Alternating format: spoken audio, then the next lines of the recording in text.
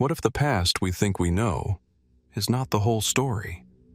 Beneath the surface of history's most famous events lies a web of mysteries so profound, even the world's foremost experts can only speculate.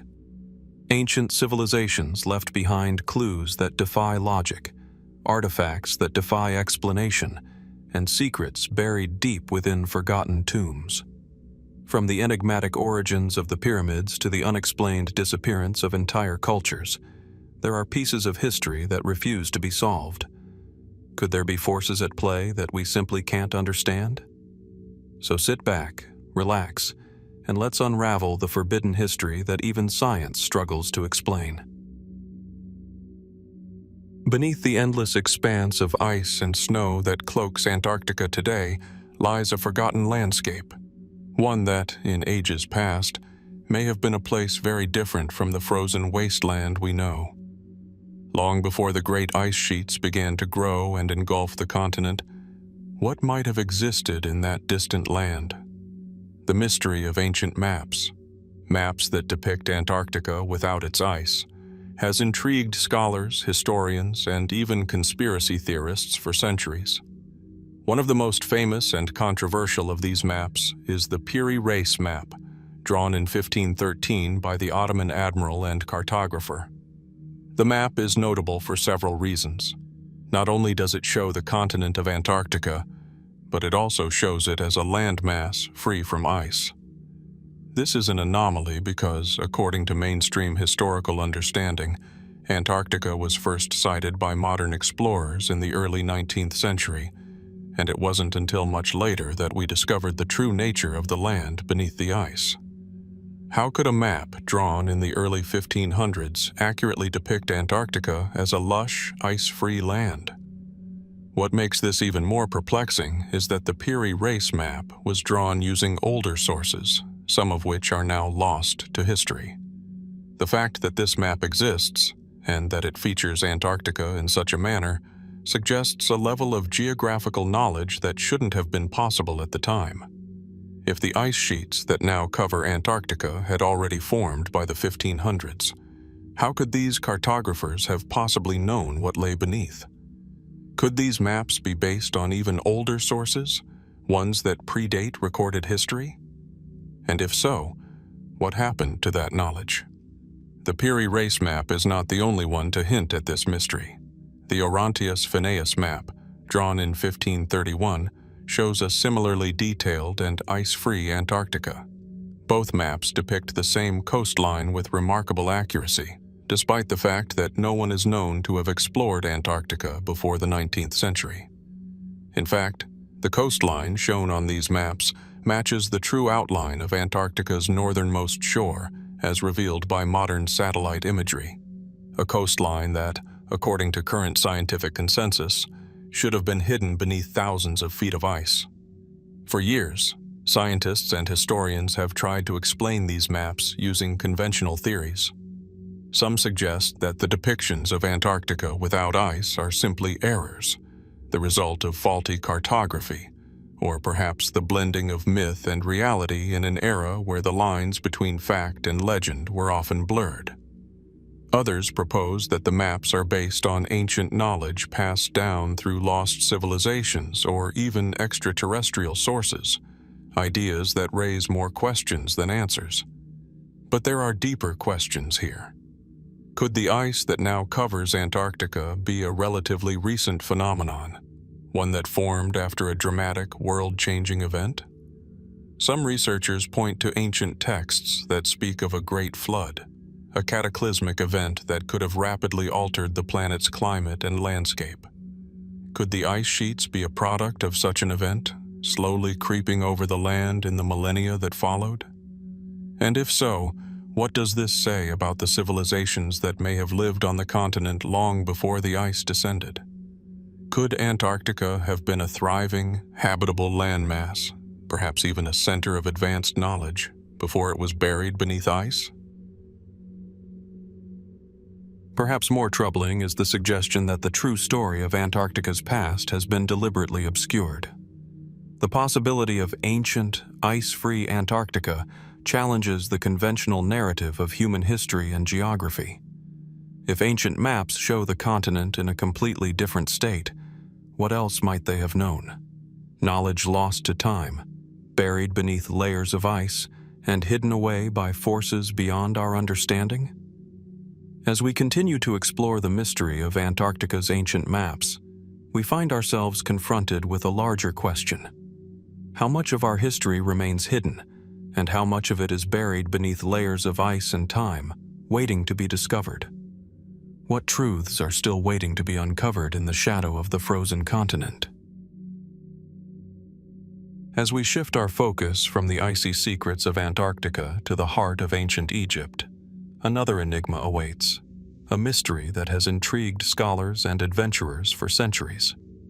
Beneath the towering stone blocks of the Great Pyramid of Giza, the last remaining wonder of the ancient world, lie sealed chambers, rooms that have remained undisturbed for millennia. Though the pyramid's exterior has been studied extensively, its interior still holds many secrets, some of which continue to evade even the most advanced modern technologies. The Great Pyramid, constructed during the 4th dynasty of Egypt, around 2580 BC, is an engineering marvel, a testament to the ancient Egyptians' skill and ambition. Its sheer size and precision continue to baffle modern architects and engineers. The pyramid was originally encased in smooth white limestone, reflecting the sun's rays and shining like a beacon in the desert. But it's not just the external grandeur of this monumental structure that captivates us. It's the mysterious chambers hidden deep within its walls. For centuries, the Great Pyramid was believed to contain the tomb of Pharaoh Khufu, whose reign is thought to have spanned from 2589 BC to 2566 BC. The Grand Gallery, the King's Chamber, and the Queen's Chamber are well-known features of the pyramid's internal layout. But the discovery of sealed passageways and hidden rooms has opened a door to speculation and wonder. Why, after all these years, are certain chambers still locked away? What could be the reason for their inaccessibility? One of the most perplexing features of the Great Pyramid is the so-called unfinished or hidden chambers. In 1993, a Japanese team of researchers using advanced radar technology detected a large, unexplored void within the pyramid. This chamber, located above the King's Chamber, remained hidden until the latest scans revealed its existence.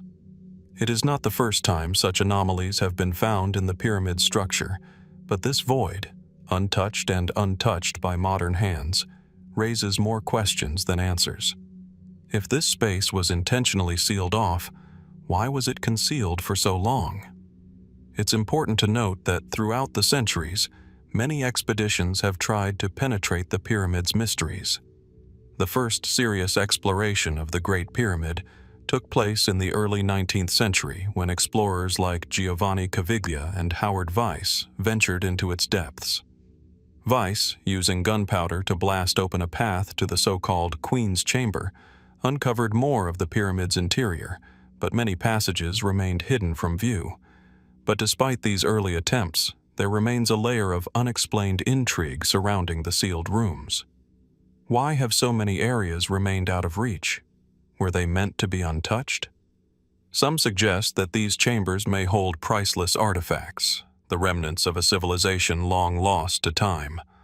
Others speculate that the chambers were never meant to be tombs at all, but instead were part of a much more complex religious or astronomical function. Could the pyramid have served as a kind of cosmic map, its chambers designed to align with the stars or planets? The precision with which the pyramid was constructed and its alignment with the cardinal directions suggest that it was more than just a burial place. It may have been a site of deep spiritual or cosmic significance. But as we move into more speculative territory, we begin to confront questions that verge on the fringe. Some believe that the sealed chambers may not only contain physical artifacts but also hidden knowledge, ancient texts, scrolls, or even advanced technologies left behind by a civilization that once possessed wisdom far beyond what we now understand. There are theories that the pyramid is a repository of secret knowledge, left behind by a forgotten people or even extraterrestrial visitors. While there is no concrete evidence to support these claims, the fact that we still don't fully understand the purpose of these chambers only fuels such speculation. Is it possible that the sealed rooms beneath the Great Pyramid are meant to remain closed, guarding a secret that was never intended for human eyes? Or is it that the technology required to truly understand the pyramid's inner workings simply hasn't been developed yet? What could we learn if we were able to explore the deepest recesses of the Great Pyramid? Are we on the verge of uncovering a history that has been hidden for thousands of years? Or are we just scratching the surface of a much larger mystery? The Great Pyramid of Giza continues to stand as a monument to the ingenuity of the ancient Egyptians, but it also serves as a reminder of how much we have yet to learn about our own history. The sealed chambers beneath the pyramid are more than just empty spaces. They are symbols of the unexplored, the unknown, and the mysteries that continue to defy our understanding. As we move further into the 21st century, one has to ask, will we ever unlock the secrets of these ancient sealed rooms, or are they meant to remain hidden, sealed by time and purpose, forever? As we move deeper into the hidden corners of history, our next destination takes us to a place where the line between faith, power, and secrecy intertwines: the Vatican. Specifically, we turn our attention to the Vatican's secret archives, a sprawling collection of documents, manuscripts, and records that span centuries of human history. Officially, the archives are meant to preserve the records of the Holy See, a treasure trove of correspondence, decrees, and papal documents that reflect the Church's immense influence across the globe. But within these walls, buried beneath layers of tradition and bureaucracy, lies something far more enigmatic, something that hints at encounters with non-human entities, both celestial and terrestrial. The Vatican's secret archives are housed within the Apostolic Palace in Vatican City, an area so off-limits to the public that even seasoned historians and researchers must request special permission to gain access. The name itself evokes a sense of mystery. Secret, in this context, doesn't imply something illicit, but rather something private, reserved only for a select few. The archives contain millions of documents, some dating back over 1,000 years, many of which remain sealed or protected by confidentiality agreements. But what's particularly intriguing about these archives is the possibility that hidden within their labyrinthine shelves may be records of encounters that defy conventional understanding, stories of beings not of this earth. Over the years, whispers have emerged about documents detailing inexplicable phenomena, sightings of strange celestial objects, encounters with beings that do not fit the description of any known species, and even references to religious experiences that some believe could be linked to extraterrestrial visitors. For centuries, the Church has been at the center of discussions about the intersection of the divine and the unknown. From the accounts of angels and demons in biblical texts to the mysterious events that have shaped religious doctrine, the Vatican has long been in possession of records that seem to straddle the boundary between the supernatural and the unexplained. One of the most notable instances of these rumors surrounds the so-called Vatican's alien documents. According to some reports, within the archives there exists a document detailing a strange encounter, recorded in the 16th century, between a group of missionaries and beings from another world. This account, though largely ignored by mainstream historians, has been cited by those who believe that the Vatican may possess knowledge of non-human civilizations that predates modern UFO sightings by centuries. If such a document exists, what could it reveal? Could it be a record of an encounter so profound that the Church felt it necessary to hide or suppress it? Then there are the more recent accounts, particularly from the mid-20th century, when UFO sightings became increasingly prevalent. Some suggest that the Vatican, with its vast network of observatories and scientific instruments, may have recorded unexplained phenomena in the skies, Sightings of unidentified flying objects, strange lights, and even direct encounters with craft that could not be attributed to any known technology. In fact, some claim that the Vatican's own observatories have catalogued such occurrences, yet have remained silent, offering no public commentary on the subject.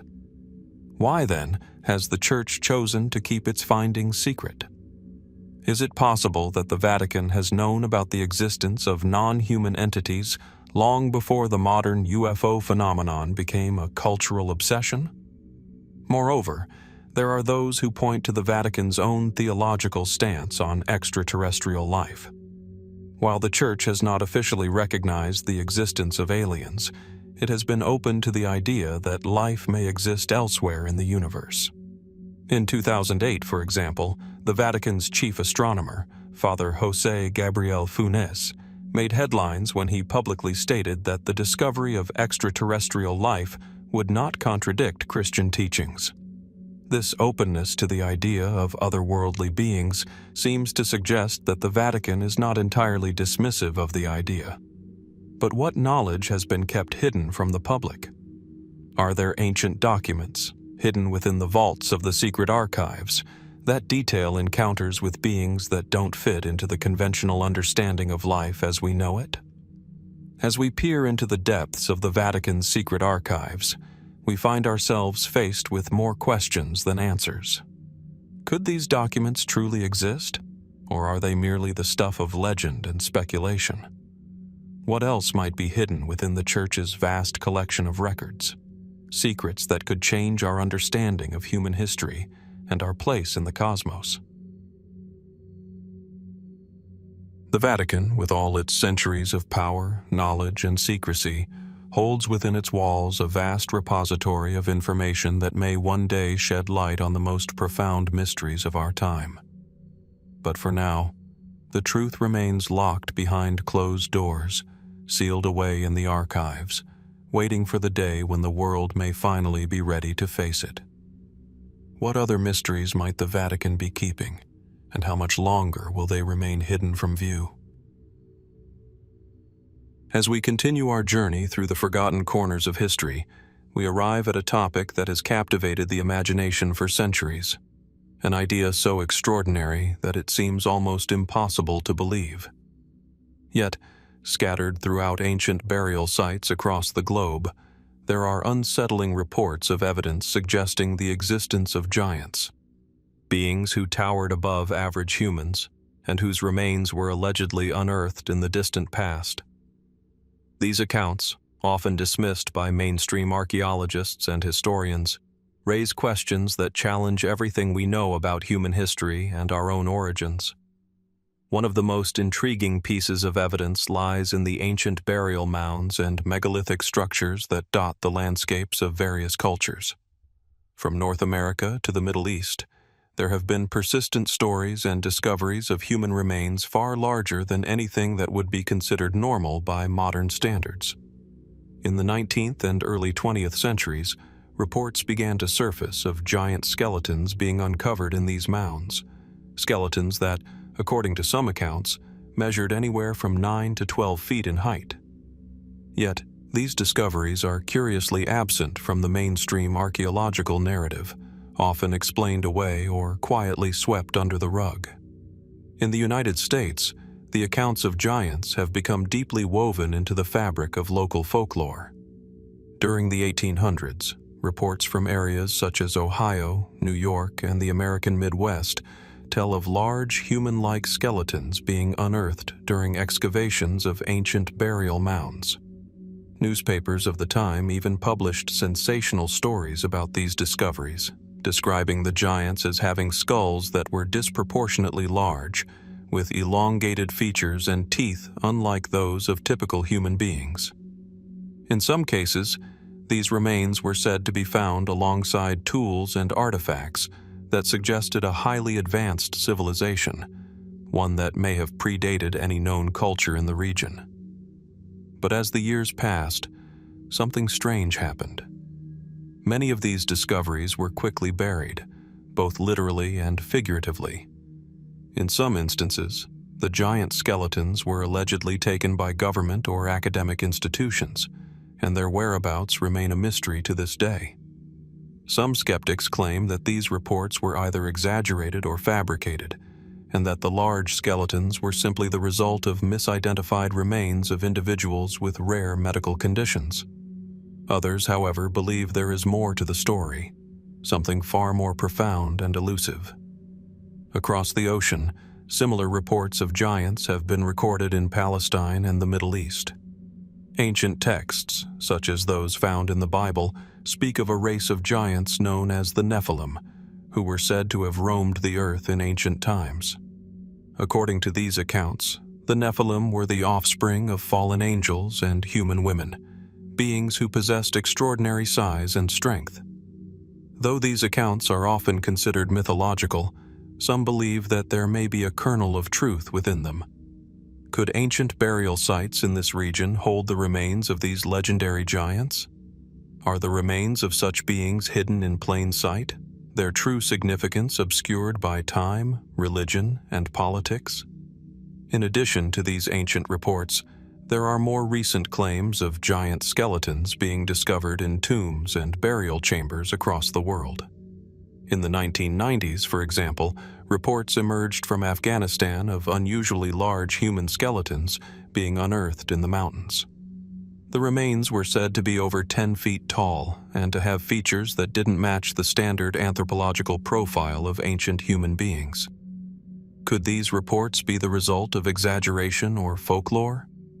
Or do they point to something far older and more mysterious, a race of giants that once walked the earth, only to be forgotten by time? The mainstream scientific community remains largely silent on these discoveries, with many dismissing them as hoaxes or misunderstandings. But why, then, have these accounts persisted for centuries? Why do so many different cultures, separated by vast distances and millennia, have similar stories of giants in their ancient pasts? And why, despite the mounting evidence, does the narrative of giants remain so thoroughly suppressed? As we stand at the edge of these mysteries, we are left to wonder, could the evidence of giants, those towering beings that once roamed the earth, be buried beneath the very burial mounds that have long been overlooked? If giants once existed, what would their discovery mean for our understanding of human history and our place in the world? And if such remains are being deliberately concealed, what knowledge might the powers that control these secrets hope to protect? The search for the truth behind the evidence of giants is far from over. Yet the questions remain. What other discoveries lie hidden, waiting to be revealed? And will the world ever be ready to confront the profound implications of a history that has been carefully suppressed for so long? As we delve deeper into the shadowy corners of forbidden history, we turn our attention to a time and place where secrecy was paramount: Soviet Russia. During the Cold War, the Soviet Union was a fortress of mystery, a land where the government held tight control over information, carefully shaping the narratives it allowed to be known. Among the most enigmatic aspects of this secrecy were the archaeological discoveries hidden from the public eye, findings so unusual and profound that they were never released to the outside world.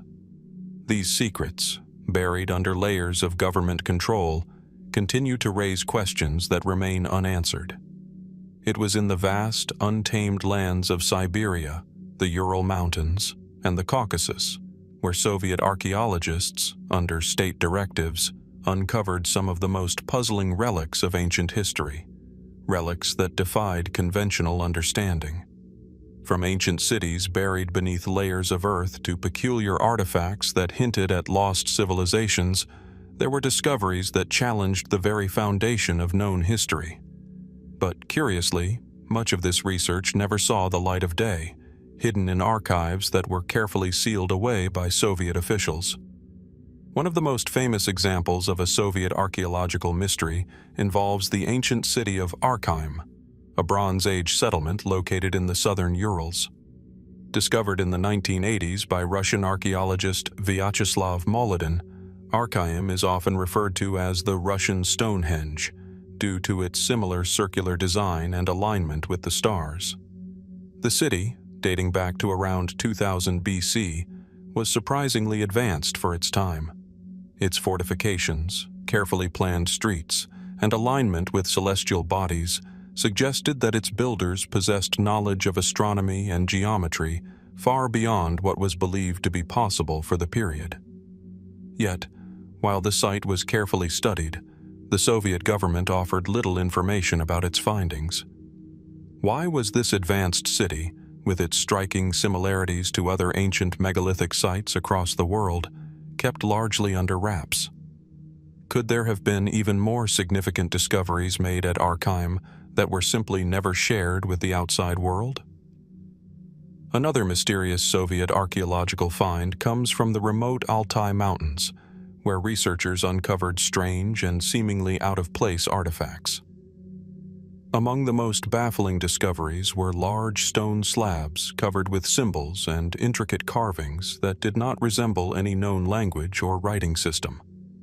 Some of these slabs were thought to depict advanced astronomical knowledge, while others seemed to suggest connections with far-flung cultures, possibly even hinting at ancient global trade routes or lost civilizations. Yet, despite the significance of these artifacts, the Soviet authorities remained tight-lipped, and access to these finds was severely restricted. What knowledge or history did these symbols represent, and why were they kept from the public eye? Were they considered too dangerous or controversial to reveal? In addition to these discoveries, there were also reports of artifacts that seemed to challenge the timeline of human evolution itself. In the 1940s, Soviet researchers claimed to have unearthed skeletal remains of humanoid creatures that appeared to be far older than anything known to science. These remains, allegedly discovered in the Caucasus region, were said to belong to a species that existed tens of thousands of years before modern humans emerged. However, when news of these discoveries began to leak, the Soviet government quickly intervened, dismissing the findings and discouraging further research. What happened to these remains, and why was the scientific community never allowed to examine them in detail? Could the Soviet Union have stumbled upon evidence of an entirely different chapter in human history, one that remains hidden to this day? Perhaps one of the most fascinating and unsettling aspects of these secret Soviet discoveries is the possibility that the government deliberately suppressed knowledge of them in order to maintain control over the official narrative of history. In a state that placed such a high premium on ideology, the existence of artifacts that didn't fit into the Communist Party's version of history could have been seen as a threat. Ancient artifacts suggesting the presence of unknown civilizations or evidence of advanced knowledge might have undermined the Soviet Union's own self-image as a progressive modern state. But this raises a critical question. If these discoveries were so significant, why did the Soviet government choose to conceal them? Were these findings so revolutionary that they could have altered the course of history? Or were they simply too mysterious and controversial to be allowed into the public domain? And more importantly, what might still be hidden in Soviet archives today, waiting to be uncovered? As we stand on the edge of these long-forgotten archaeological discoveries, one can't help but wonder, what else might be buried beneath the soil of Russia, waiting to be found? And as we continue to explore the mystery of these suppressed Soviet findings, we are left with the same question that has haunted historians for decades. What truths are still locked away, concealed by the very forces that shaped the world's history? As we venture deeper into the hidden and often overlooked corners of history, we encounter a mystery that has confounded scholars and historians for centuries: the disappearance of entire indigenous civilizations, cultures that once thrived, only to vanish almost overnight, without clear explanation. These civilizations left behind monumental structures, intricate artifacts, and vibrant cultural legacies, yet their sudden disappearance remains one of history's most perplexing enigmas. And what makes this puzzle even more bewildering is that, unlike so many other lost cultures, these civilizations did not seem to fall due to war, disease, or environmental catastrophe. So, what happened to them? Where did they go? Consider the ancient city of Cahokia, located in present-day Illinois, USA. At its peak, Cahokia was one of the largest urban centers in pre-Columbian North America, with an estimated population of 20,000 or more. Its residents built massive earthen mounds, the largest of which, Monk's Mound, towers 100 feet above the surrounding landscape. Cahokia flourished between 1050 and 1350 AD, a vibrant center of trade, agriculture, and cultural exchange. And then, inexplicably, it was abandoned. No evidence of war or widespread disease has been found at Cahokia. The mounds were left behind, but the people were gone. The once thriving metropolis was swallowed by time, leaving only fragments of its former glory behind. What could have caused such an abrupt end to this complex civilization? This story is not unique to Cahokia. Across the globe, from the ancient civilizations of the Americas to the lost cities of Southeast Asia, there are accounts of entire cultures that seem to have simply disappeared without a trace. The Anasazi, an ancient people who lived in the American Southwest, are another example. Their cliff dwellings and elaborate multi-story homes, like those at Chaco Canyon and Mesa Verde, stand as testament to a once thriving society. Yet, by the late 13th century, the Anasazi had vanished. No major battles or signs of external conflict mark their disappearance. Instead, it appears that they left their homes, their fields, and their intricate stone structures behind. The reasons for their disappearance remain unknown. Was it a sudden shift in climate? A shift in trade routes? Or something else entirely? In the highlands of Peru, the Inca Empire once dominated a vast territory, stretching across the Andes and encompassing millions of people. At its peak, the Inca civilization was highly advanced, with monumental stone structures, a sophisticated road system, and intricate agricultural terraces that defied the natural landscape. But just a century after the Spanish conquistadors arrived in the 16th century, the Inca Empire collapsed. While it is often assumed that the arrival of the Spanish and the ensuing violence played a key role in the empire's fall, the collapse of the Inca system was already underway. Inca cities were found abandoned, their fields left untended, and their intricate infrastructure in ruins. Yet no major battles or external forces seem to have directly contributed to the empire's decline. Why did the heart of one of the most advanced civilizations of its time seem to disintegrate so rapidly? Even more elusive are the vanished civilizations of Southeast Asia. The Khmer Empire, for instance, reached its zenith in the 12th century, with the magnificent temple complex of Angkor Wat standing as the crowning achievement of its rulers. At its height, the empire controlled a vast territory, with sophisticated irrigation systems and grand architectural feats. Yet, by the 15th century, Angkor was abandoned. The city's great temples were left to be overtaken by the jungle, and the once thriving civilization faded from memory. What could have caused this dramatic shift? Some theories suggest a changing climate, perhaps prolonged droughts that disrupted the empire's agricultural base. Others speculate about internal strife or the gradual shifting of power to rival states. Still, no clear evidence explains the rapid desertion of such a great empire. In each of these cases, mainstream explanations often lean toward environmental or social factors. A shifting climate, such as a prolonged drought, could have led to crop failure and the collapse of societies dependent on agriculture. Trade disruptions, internal unrest, or a change in religious or political structures might also have played a role. However, none of these explanations fully account for the suddenness of the disappearance.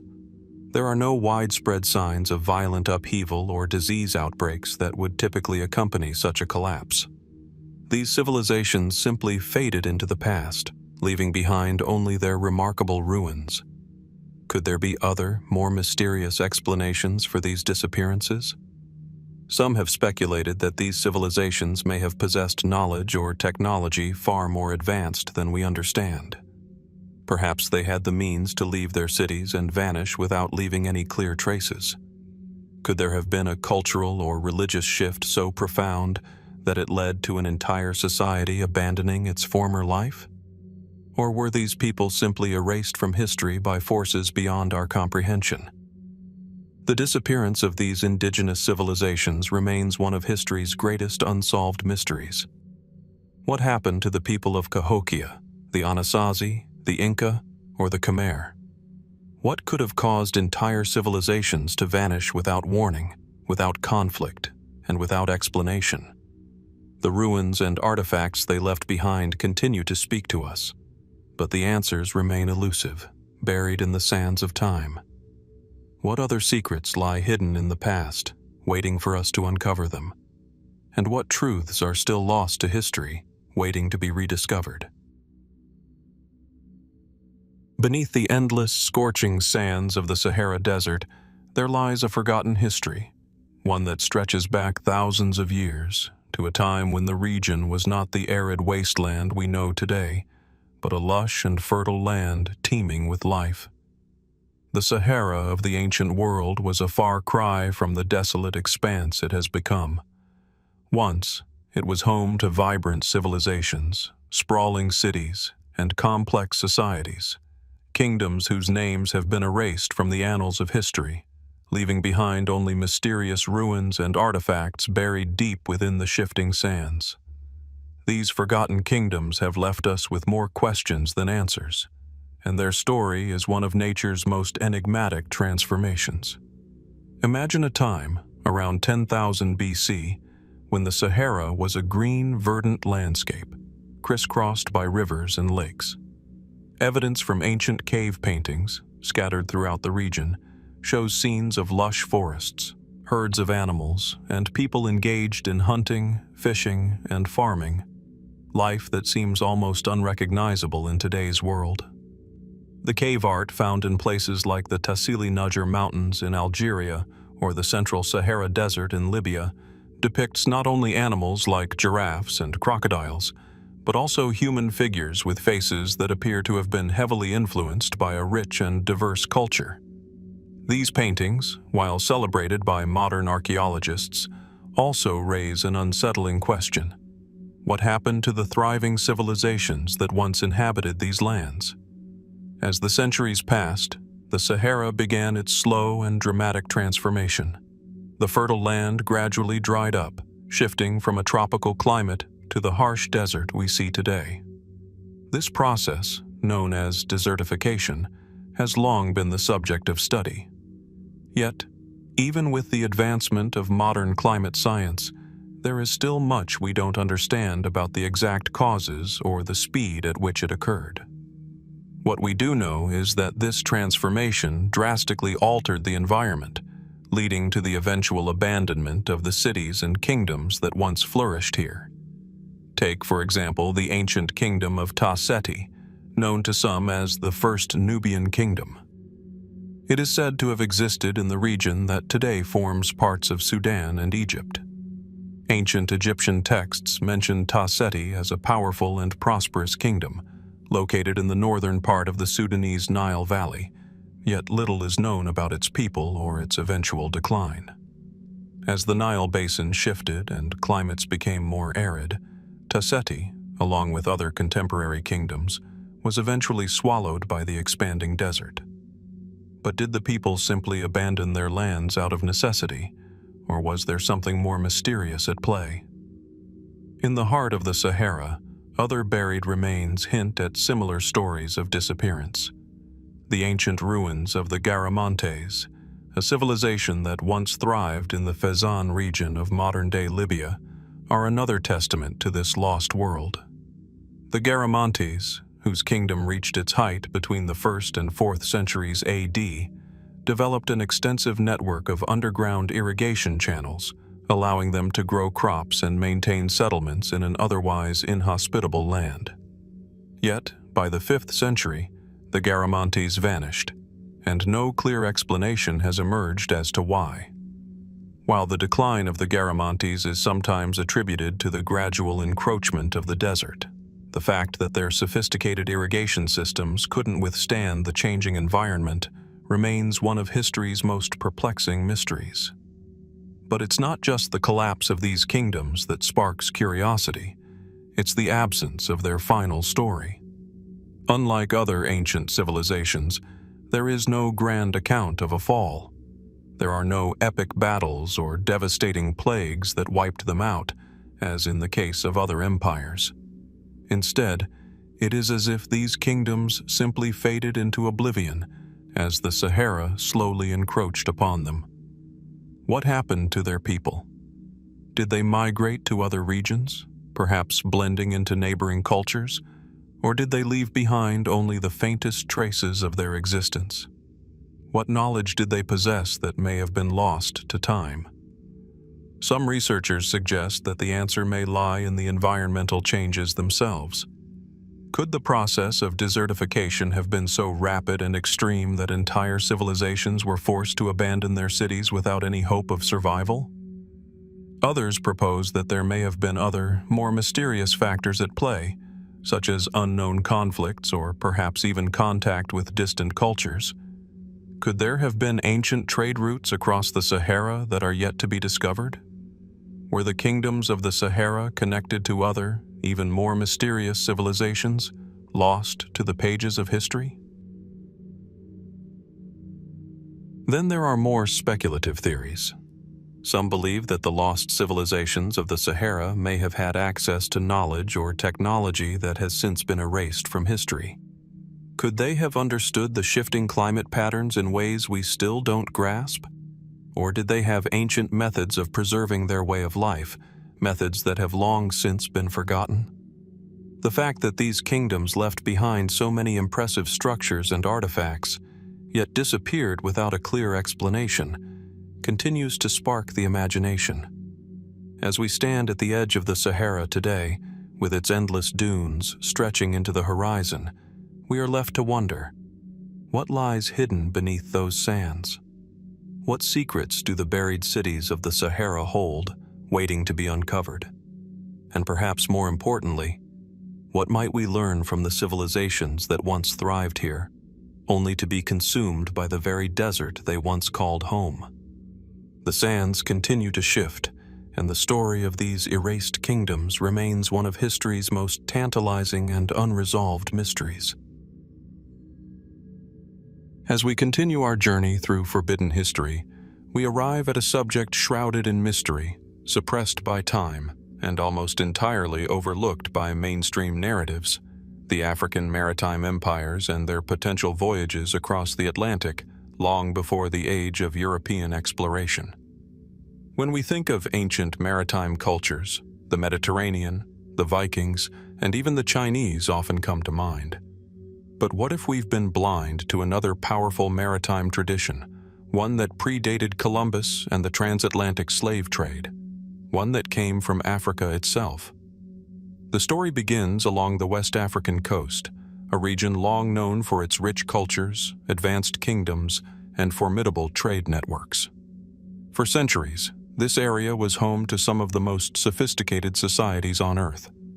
Yet, the question of African seafaring prowess often remains absent from the historical record. Modern history books and popular narratives are quick to overlook or even dismiss the possibility that African civilizations had the ability to navigate the vast oceans of the Atlantic long before European explorers set sail. But what if the evidence suggests otherwise? In the heart of this story is the Kingdom of Mali, once one of the wealthiest and most powerful empires in the world. Under the reign of Mansa Musa in the 14th century, Mali became a beacon of wealth, knowledge, and culture.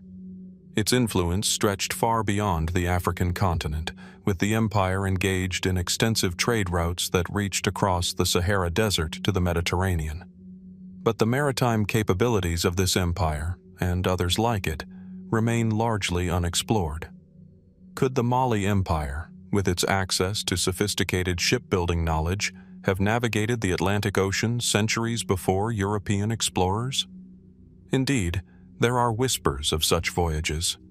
In the 14th century, a man named Abu Bakr II, the Emperor of Mali, is said to have embarked on a bold and mysterious journey.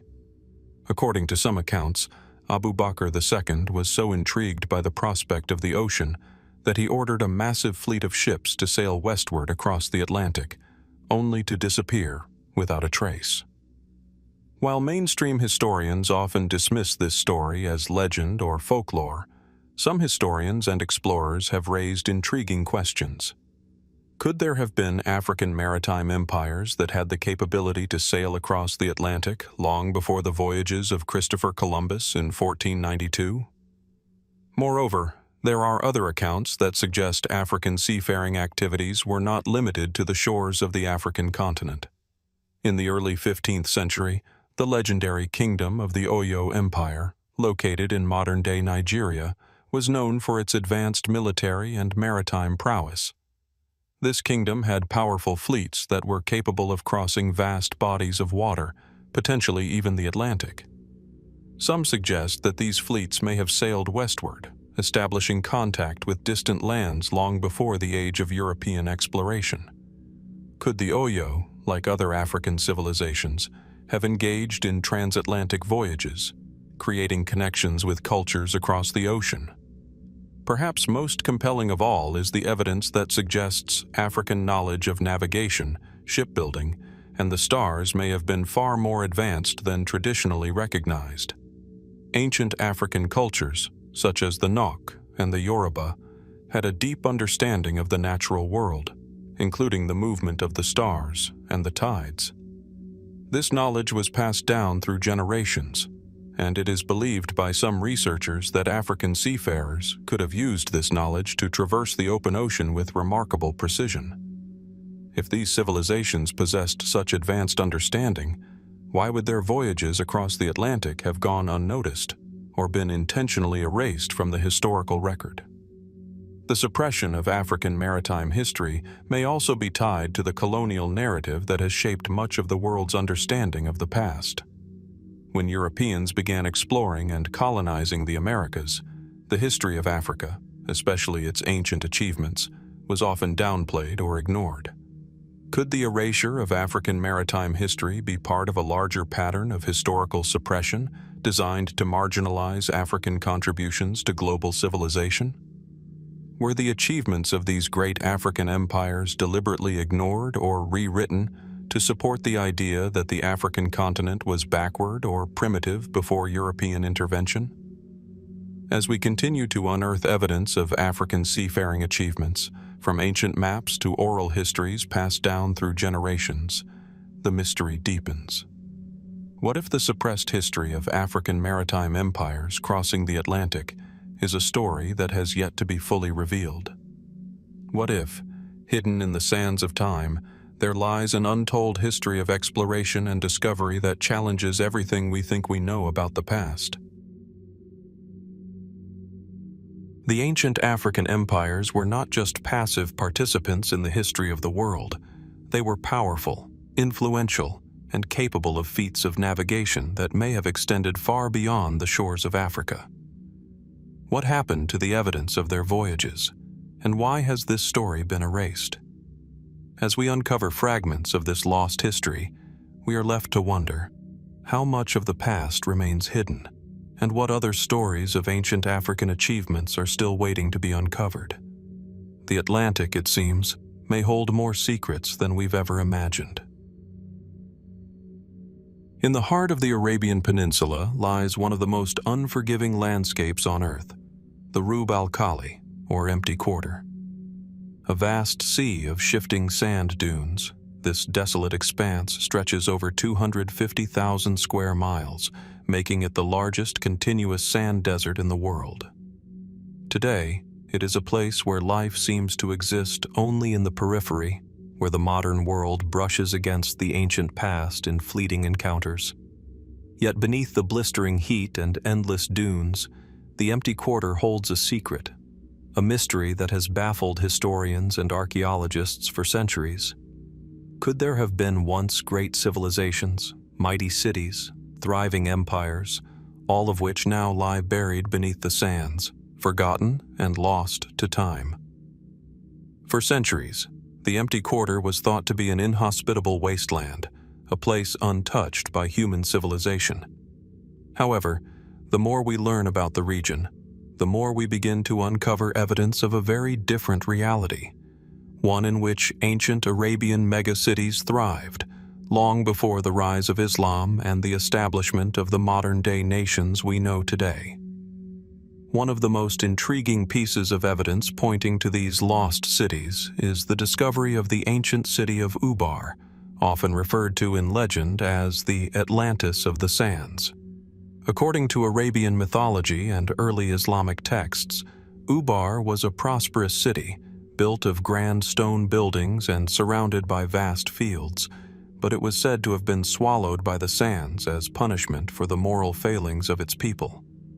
The city vanished without a trace, leaving behind only whispers of its existence. For years, Ubar was thought to be a myth, a tale woven into the fabric of ancient storytelling. Yet in the late 20th century, modern archaeologists and explorers began to find tantalizing evidence that suggested Ubar may have once been real. In the early 1990s, a team of researchers led by Dr. Nicholas Clapp, using satellite imagery, identified what appeared to be the remains of a large ancient settlement buried in the empty quarter. The structures they found were not simple, nomadic camps, but remnants of a highly advanced civilization, complete with complex street layouts, roads, and monumental buildings. Could this be the fabled Ubar? Or was it merely one of many lost cities scattered throughout the empty quarter, now lost to the sands and time? Despite this discovery, many questions remain. The region's harsh climate and the shifting nature of the desert make it incredibly difficult to conduct detailed excavations, and many of the remnants of these cities are buried too deep beneath the dunes to be fully explored. What was the true extent of these cities? How advanced were the civilizations that built them? And perhaps most pressing, what caused their eventual disappearance? Some researchers suggest that the cities of the empty quarter could have been part of the ancient trade routes that once crisscrossed the Arabian Peninsula. The frankincense route, which spanned from the Arabian coast to the Mediterranean, passed through the region, and it is likely that these cities were thriving hubs of commerce and culture. Evidence of trade with distant lands, such as India, Persia, and even Egypt, has been found in various archaeological sites in the Arabian Peninsula. Could the cities have flourished due to their strategic location along these trade routes, only to eventually decline when the climate began to shift and the desert began to encroach? Others speculate that the civilizations of the empty quarter could have had access to advanced technology or knowledge that allowed them to survive and thrive in such a harsh environment. Ancient irrigation systems, which may have been far more sophisticated than anything we know today, could have allowed these cities to flourish in the arid desert. Yet, the gradual desertification of the region might have rendered these systems useless, forcing these once great cities to fade into obscurity. There are also theories suggesting that the collapse of these civilizations might have been due to internal factors, disease, political upheaval, or a sudden collapse of trade networks that would have left these cities vulnerable to the encroaching desert. Some even propose that these cities could have been wiped out in a cataclysmic event, potentially triggered by natural disasters such as sandstorms or earthquakes, which, though rare, have been known to occur in the region. But perhaps the most fascinating theory lies in the realm of the unknown. Could the civilizations of the empty quarter have had knowledge of the desert that has been lost to us? What if these cities were built on ancient foundations of wisdom, knowledge, or technologies now forgotten, leaving only faint traces beneath the sands? Despite the ongoing efforts of archaeologists and explorers, many of the secrets of the empty quarter remain buried, hidden under layers of shifting sand. What could be unearthed if modern technology allowed us to look deeper into this vast desert? What would the ruins of these forgotten cities reveal about the ancient world of Arabia, its people, its culture, and its lost legacy? As we continue to probe the mysteries of the empty quarter, we are reminded that history is far more complex than we may have imagined. What other secrets are still waiting to be uncovered, hiding just beneath the surface of the sands? Nestled along the shores of the Mediterranean, in the heart of ancient Alexandria, stood a library that once housed the greatest collection of knowledge in the ancient world. The Library of Alexandria, founded in the 3rd century BC, was more than just a repository of books. It was the beating heart of intellectual life in the ancient world. Scholars from across the known world traveled to its hallowed halls, where they sought wisdom on philosophy, mathematics, astronomy, and the natural world. The library symbolized the very pinnacle of human achievement, a place where the collective knowledge of ancient civilizations was gathered, preserved, and studied. But like many great achievements, the Library of Alexandria's fate was tragically sealed by fire.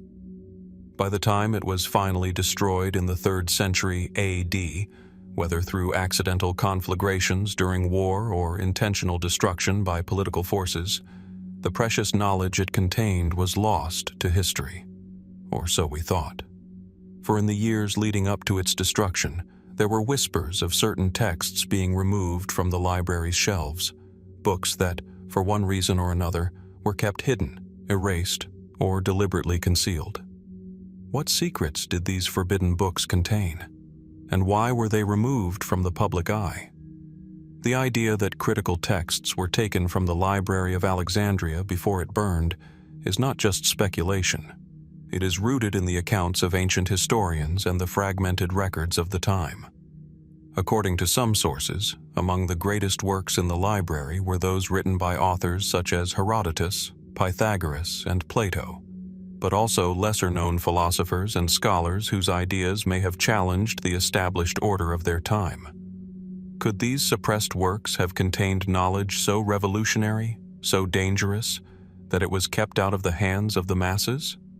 And if so, what knowledge was worth hiding? One theory that has captured the imagination of modern historians and conspiracy theorists alike is that the books removed from the library were texts that discussed hidden or ancient knowledge, perhaps even ancient technologies or forgotten histories. Imagine, for a moment, that within the vast collection of papyrus scrolls and codices, there existed detailed accounts of lost civilizations, lost technologies, or even writings about the very origins of the universe itself. Could these works have contained ideas that would have challenged the very fabric of ancient religious and political ideologies?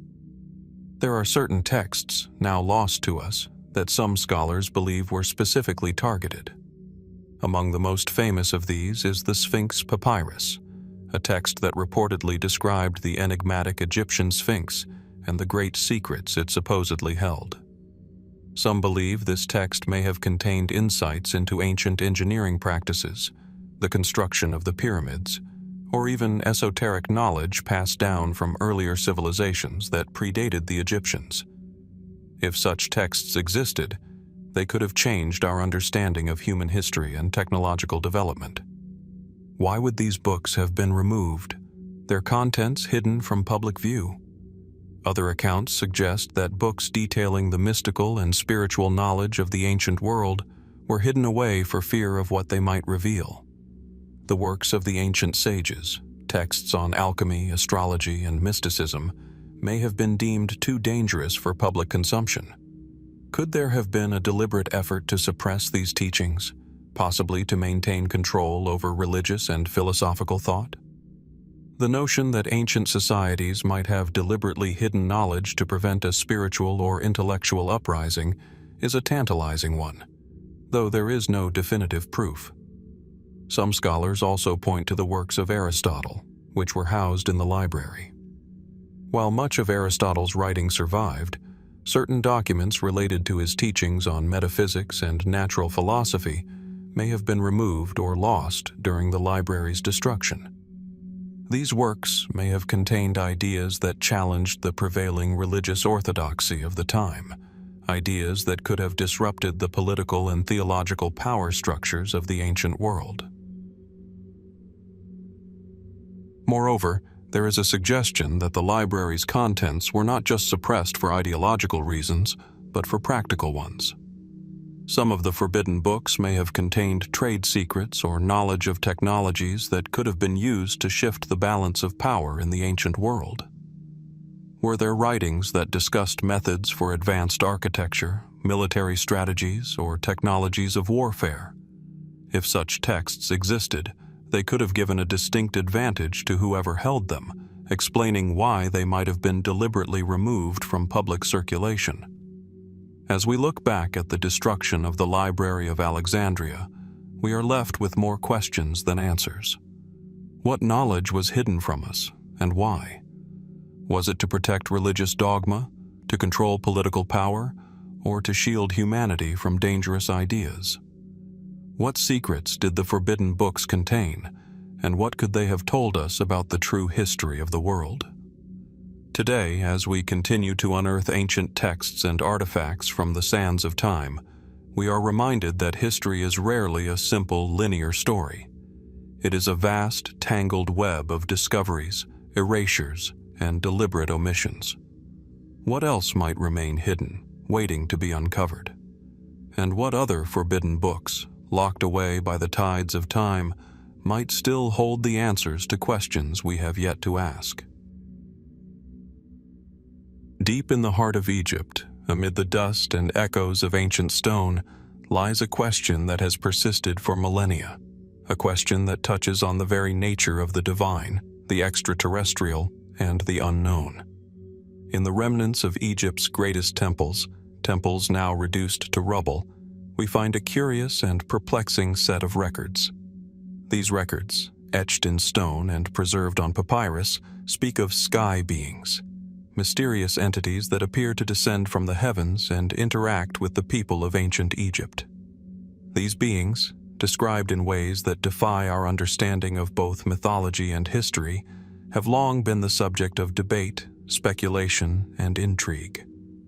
Imagine standing before the towering ruins of the Temple of Karnak, one of the largest and most majestic temples of ancient Egypt, built to honor the god Amun. The walls are covered with intricate carvings, depictions of gods, kings, and rituals that have shaped Egyptian religion for thousands of years. But if you look closely, among these scenes, you might notice something out of place. Strange figures, sometimes described as winged gods or beings from the sky, are depicted in ways that seem almost otherworldly. Their forms are not immediately recognizable as the typical Egyptian gods, whose human or animal features are well known. Instead, these beings often have elongated heads, strange garments, and unusual appendages. Were they simply another depiction of the gods, or could they represent something entirely different? One of the most famous of these sky beings appears in the Temple of Dendera, located in the Egyptian desert to the north of Luxor. Here, on the ceiling of the temple, is a remarkable relief depicting what has been described as the Dendera Light, or the Dendera Zodiac.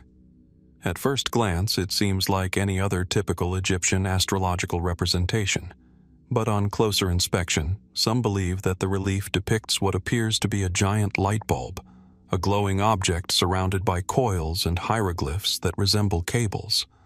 Is this an allegorical representation of a divine power, or could it be depicting something far more literal?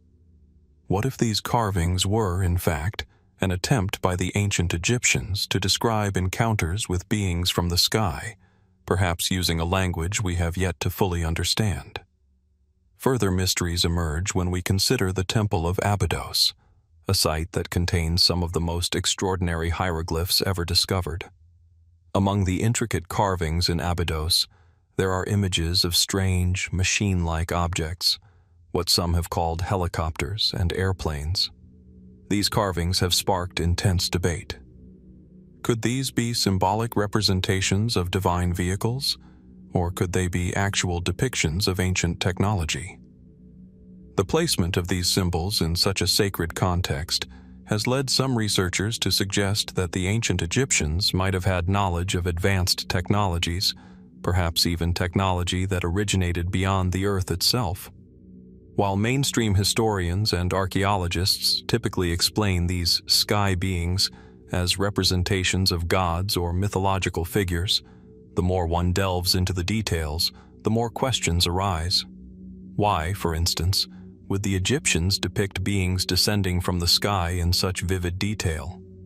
Why would the descriptions of these beings often include references to their arrival from the heavens or the stars, and their interactions with pharaohs in ways that suggest an otherworldly influence? One theory that has gained traction among some researchers is that these sky beings were not merely gods, but perhaps extraterrestrial visitors, beings from another world, or from a distant star system, who visited Earth in the distant past. Could the ancient Egyptians have had contact with extraterrestrials? And if so, how might these encounters have influenced their civilization, their religion, and their culture? There are even claims that the sky beings were not always benevolent visitors. In some Egyptian texts, these figures are described as powerful entities, capable of great destruction. One prominent example comes from the Egyptian Book of the Dead, where the gods are described as using their otherworldly powers to shape and reshape the world. Could these beings have been both creators and destroyers? If they were, in fact, visitors from the heavens, what kind of technology or power could they have wielded? And why would they choose to leave such mysterious records behind, only to have them eventually erased or destroyed in the face of the library's suppression and the later rise of new dynasties? Despite centuries of exploration, much of this history remains hidden, and the true nature of these sky beings remains a mystery. Did they represent gods, extraterrestrial visitors, or something else entirely? The answer remains elusive, clouded by time and the shifting sands of Egypt's turbulent history. As we dig deeper into the archaeological sites and texts of ancient Egypt, we continue to uncover fragments of knowledge, fragments that suggest a deeper, more complex history than we've been led to believe. Could the sky beings truly have been visitors from another world, or are they merely allegorical representations of spiritual forces beyond human comprehension? If such beings did once walk the earth, what other traces might they have left behind? Perhaps buried in temples that have not yet been discovered or hidden in texts that have been lost to the ages. The records of the sky beings, though fascinating, remain only partially understood. And as we continue to explore ancient Egypt, one can only wonder, what other mysteries lie hidden in the sands, waiting to be uncovered? And what might these beings have taught the ancient Egyptians, or perhaps even humanity as a whole, if only we could fully comprehend their messages? Beneath the vibrant streets and towering skyline of modern Istanbul lies an entirely different world, a shadowed subterranean realm, carved into the earth long before the city became the cultural and political nexus of empires. While much of the city above is known for its grand mosques, bustling bazaars, and ancient architecture, it's what lies below that has captured the curiosity of historians and explorers for centuries. The question is simple yet haunting. What purpose did the labyrinthine underground cities serve, and who built them? At the heart of this mystery is Derinkuyu, one of the most famous and well-documented underground cities in Turkey. Located in the Cappadocia region, about 30 miles from Istanbul, Derinkuyu is a vast, multi-level network of tunnels, rooms, and chambers that stretches some 200 feet deep into the earth. This subterranean wonder was rediscovered in the 1960s when a local man stumbled upon a hidden passageway in his home. But despite extensive exploration, we still only know the surface of this enigmatic network.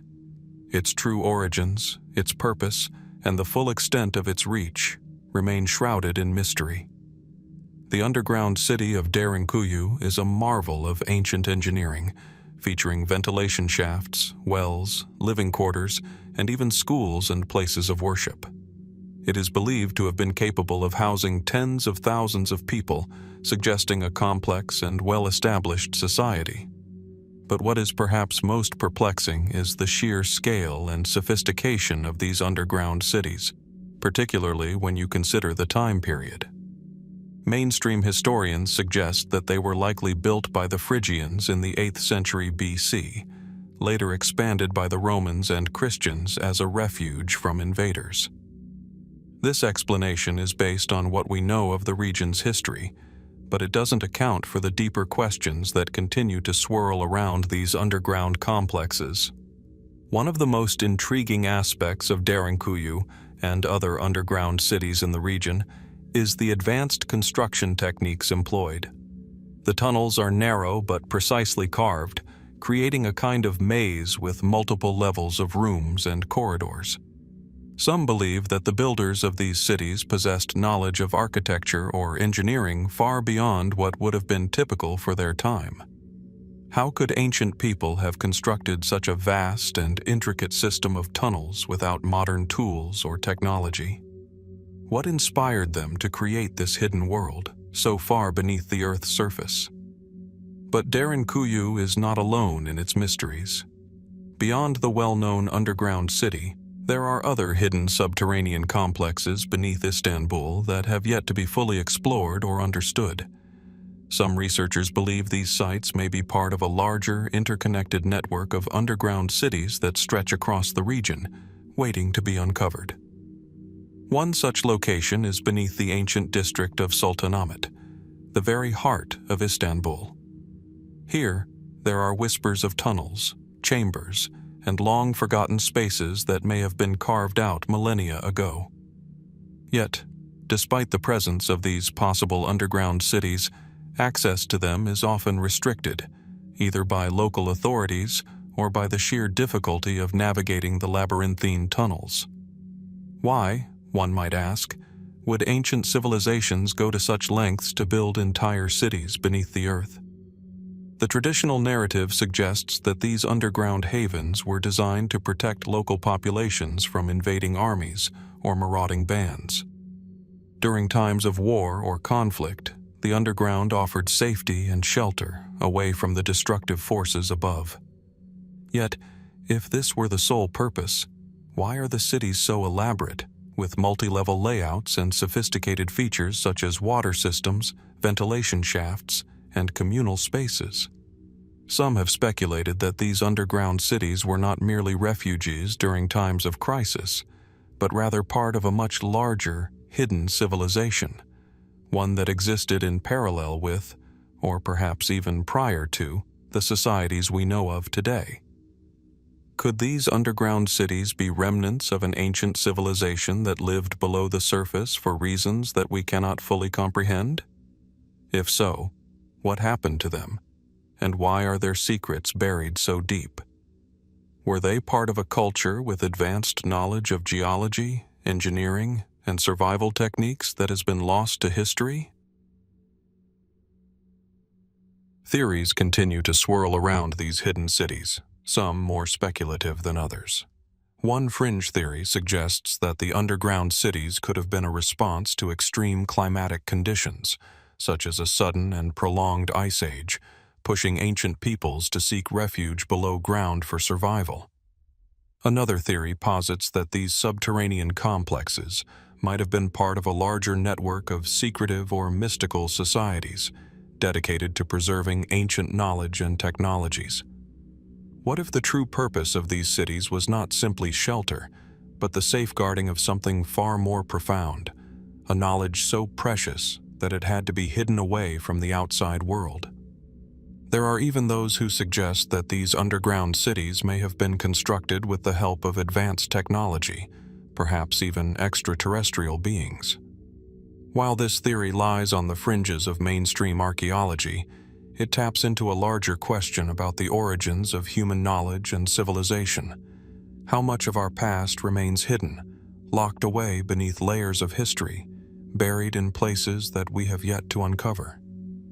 As we continue to explore the hidden cities beneath Istanbul, we are left to wonder, what else lies beneath the earth, waiting to be discovered? Could there be more underground cities, forgotten and abandoned, holding secrets that could reshape our understanding of history? And, perhaps most importantly, what was the true purpose of these mysterious subterranean networks? Refuges from invaders, or something far more extraordinary? The answers remain elusive, buried in the shadows, just beyond reach, waiting for the day when we might finally uncover the full story. In the heart of the sacred city of Mecca, a structure stands as a symbol of faith for millions, a focal point of pilgrimage and reverence: the Kaaba. Its simple, cubic shape, draped in black fabric, sits at the center of the Masjid al-Haram, the Grand Mosque, and represents the spiritual heart of the Islamic world. Every year, millions of Muslims face this sacred site in prayer, and for many, it's a place where the divine and the earthly meet. Yet beneath the Kaaba, deep beneath the foundations of this revered monument, there lies a mystery, one that few have dared to explore. For centuries, the history of the Kaaba has been accepted as a cornerstone of Islamic tradition. But what of the time before Islam, before the Kaaba became a central point of worship for the Muslims? What secrets lie hidden in the ground beneath the structure itself, remnants of pre-Islamic history that have long been concealed? According to some scholars, beneath the Kaaba's current structure, there are the faint outlines of older buildings, pre-Islamic monuments that may hold the answers to mysteries far older than the rise of Islam itself. These are not just any ruins. They are believed by some to be the remnants of ancient tombs, possibly belonging to key figures from pre-Islamic Arabia, and the history surrounding them stretches back to a time when Mecca was a major religious and trading hub. For centuries, the city's importance in the ancient world has been understood, but what if the true depth of that importance is yet to be fully understood? The most compelling aspect of this mystery lies in the idea that there may be tombs or burial sites that predate the Kaaba's establishment as a Muslim holy site. If one digs into the Islamic traditions, there are hints that the Kaaba was originally a pre-Islamic shrine, possibly dedicated to a pantheon of gods and figures from the Arabian Peninsula. Could it be that beneath the Kaaba, there lie tombs of ancient rulers, religious figures, or other influential persons from a long-forgotten era, hidden away from the world by both time and circumstance? The connection between the Kaaba and pre-Islamic structures is not entirely speculative. Archaeological investigations and historical texts suggest that the Kaaba was once a center of pilgrimage even before the advent of Islam. It was a place of worship for the various tribes of the Arabian Peninsula, who would come to Mecca to venerate idols and deities. According to pre-Islamic Arabian history, the Kaaba was not just a religious structure, but a repository of the spiritual beliefs of the time, its walls adorned with statues and idols of gods worshipped by the different tribes. Beneath the layers of religious transformation, the idea of pre-Islamic burial sites or tombs beneath the Kaaba starts to take shape. Some historical accounts suggest that before it became a symbol of Islam, the Kaaba housed idols, and there are theories that it could have been the site of ancient royal burials, long hidden beneath its foundations. These burial sites, if they exist, would likely belong to figures of significant cultural or political importance in the Arabian world before Islam's rise. But who were they, and why are their resting places, if they are truly beneath the Kaaba, so meticulously concealed? Historians often point to the historical writings of the early Islamic period that mention the removal of idols and other pagan symbols from the Kaaba after the Islamic conquest of Mecca in 630 AD. However, there is little to no detailed documentation about the exact nature of the pre-Islamic structures beneath the Kaaba, and the tombs, if they exist, have been lost to history.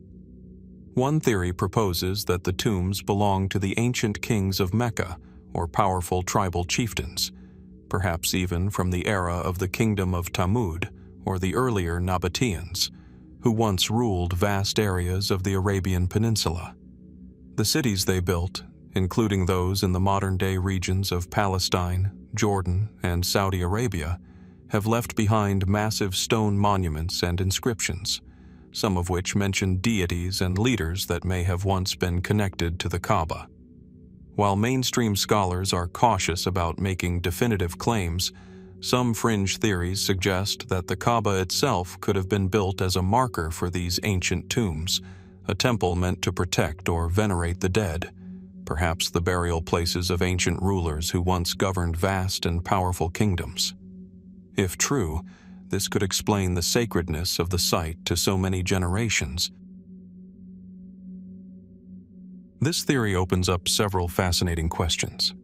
Could the early Muslims have had knowledge of these tombs, possibly as a form of spiritual continuity, and chose to sanctify the site, turning it from a pagan shrine into the holiest of Islamic places? Or were the tombs erased from history to ensure that only the new religious paradigm would dominate, leaving little to no trace of these ancient figures? What makes this theory even more intriguing is the lack of archaeological evidence to fully confirm the existence of these tombs beneath the Kaaba. Despite multiple requests for excavation under the mosque, religious authorities have been reluctant to allow any major digging in the area, citing both religious and historical preservation concerns. The precise location and extent of any potential tombs remain unknown, but the very existence of such sites, coupled with the rich historical and cultural significance of the area, suggests that they could offer a window into a time long past. What then lies buried beneath the Kaaba? Are there ancient secrets, tombs, artifacts, or records that could shed light on the pre-Islamic world? Could these hidden remains reveal more about the early history of the Arabian Peninsula, and perhaps even change the way we understand the spiritual and political evolution of this sacred place? These questions remain unanswered, as the sands of time continue to obscure the hidden history beneath one of the world's most revered sites. Only time, and perhaps a new wave of exploration, will reveal what is truly buried beneath the Kaaba's sacred walls. Stretching across the vast Sahara Desert, from the Atlas Mountains of Morocco to the oases of Algeria and Tunisia, lies a land once home to a rich and mysterious civilization. The Berbers, an indigenous people of North Africa, have inhabited this region for millennia, their culture woven deeply into the fabric of the desert landscape. While much about the Berber people and their traditions remains intact, one glaring mystery persists: the disappearance of their written language records. The ancient Berber written script, known as Tifinagh, remains one of the great enigma of North African history. While it is still used in some forms today, the origins of the script, its early applications, and the vast body of records that are believed to have once existed remain a source of fascination and confusion. The historical trajectory of this script suggests that at one point, the Berber people not only possessed a sophisticated system of writing but also maintained a rich archive of records, texts, and manuscripts. Yet, despite archaeological efforts and the ongoing study of Berber heritage, the majority of these ancient written works have vanished without a trace. At the heart of this mystery lies the remnants of the once thriving Berber civilizations, long-forgotten towns, castles, and fortresses that dot the desert. Some of these structures have preserved traces of the script, but as a whole, the records of the Berber people's ancient writings seem to have evaporated from history. Archaeological digs in the region often reveal the Berbers' rich oral traditions, stories passed down through generations in the form of songs, poetry, and proverbs. But physical evidence of their written texts is rare and fragmentary. In places like the Atlas Mountains and the ancient Berber city of Volubilis, inscriptions in Tifinagh have been found carved into rock walls and stone tablets. These markings suggest that the Berbers once used their script for practical purposes, such as recording trade transactions, legal matters, and religious rituals. But as one digs deeper into this mystery, the question becomes, why did so much of the written record disappear? Where are the manuscripts, the scrolls, the books that would have chronicled the history of a people who were known to have such a deep and sophisticated culture? Scholars have long debated the reasons behind the loss of these records. Some suggest that the Berber script was used only in a limited capacity, perhaps only by the elite or certain religious groups, which would explain why the bulk of written materials did not survive. Others propose that the destruction of Berber texts could have been the result of invasions or foreign domination. The Romans, Arabs, and later European powers all exerted influence over the region, and many historical records from pre-Islamic North Africa were either lost or deliberately destroyed during these periods. The Arab invasion of North Africa in the 7th century AD provides one possible explanation for the disappearance of Berber written records. As Islam spread across the region, Arabic became the dominant language, and many of the Berber people eventually adopted it as their own. It is widely believed that this linguistic shift contributed to the erosion of Berber identity, and by extension, the disappearance of their written language. Could it be that the written records of the Berber people were deliberately erased or replaced by Arabic texts as part of a broader effort to assimilate the indigenous population into the Arab world? But this theory only scratches the surface. The question remains: how extensive were the records that were lost? Could there have been a vast archive of written works, philosophical treatises, historical records, and sacred texts that were destroyed over time? Some believe that the records were not merely forgotten but actively suppressed. Were the ancient Berber writings considered a threat to those in power? And if so, what were they trying to protect by eliminating them? To explore these questions further, one must turn to the remnants of Berber civilization that remain scattered across the Sahara and North Africa. In the mountains of Algeria, for example, there are still some remarkable examples of Berber inscriptions carved into stone and ancient walls. These inscriptions, though fragmentary, provide insight into a society that had a deep understanding of both art and language. Yet, much like the fragmented oral traditions, these inscriptions remain isolated, disconnected from a larger, coherent narrative that would have been written down and passed on to future generations.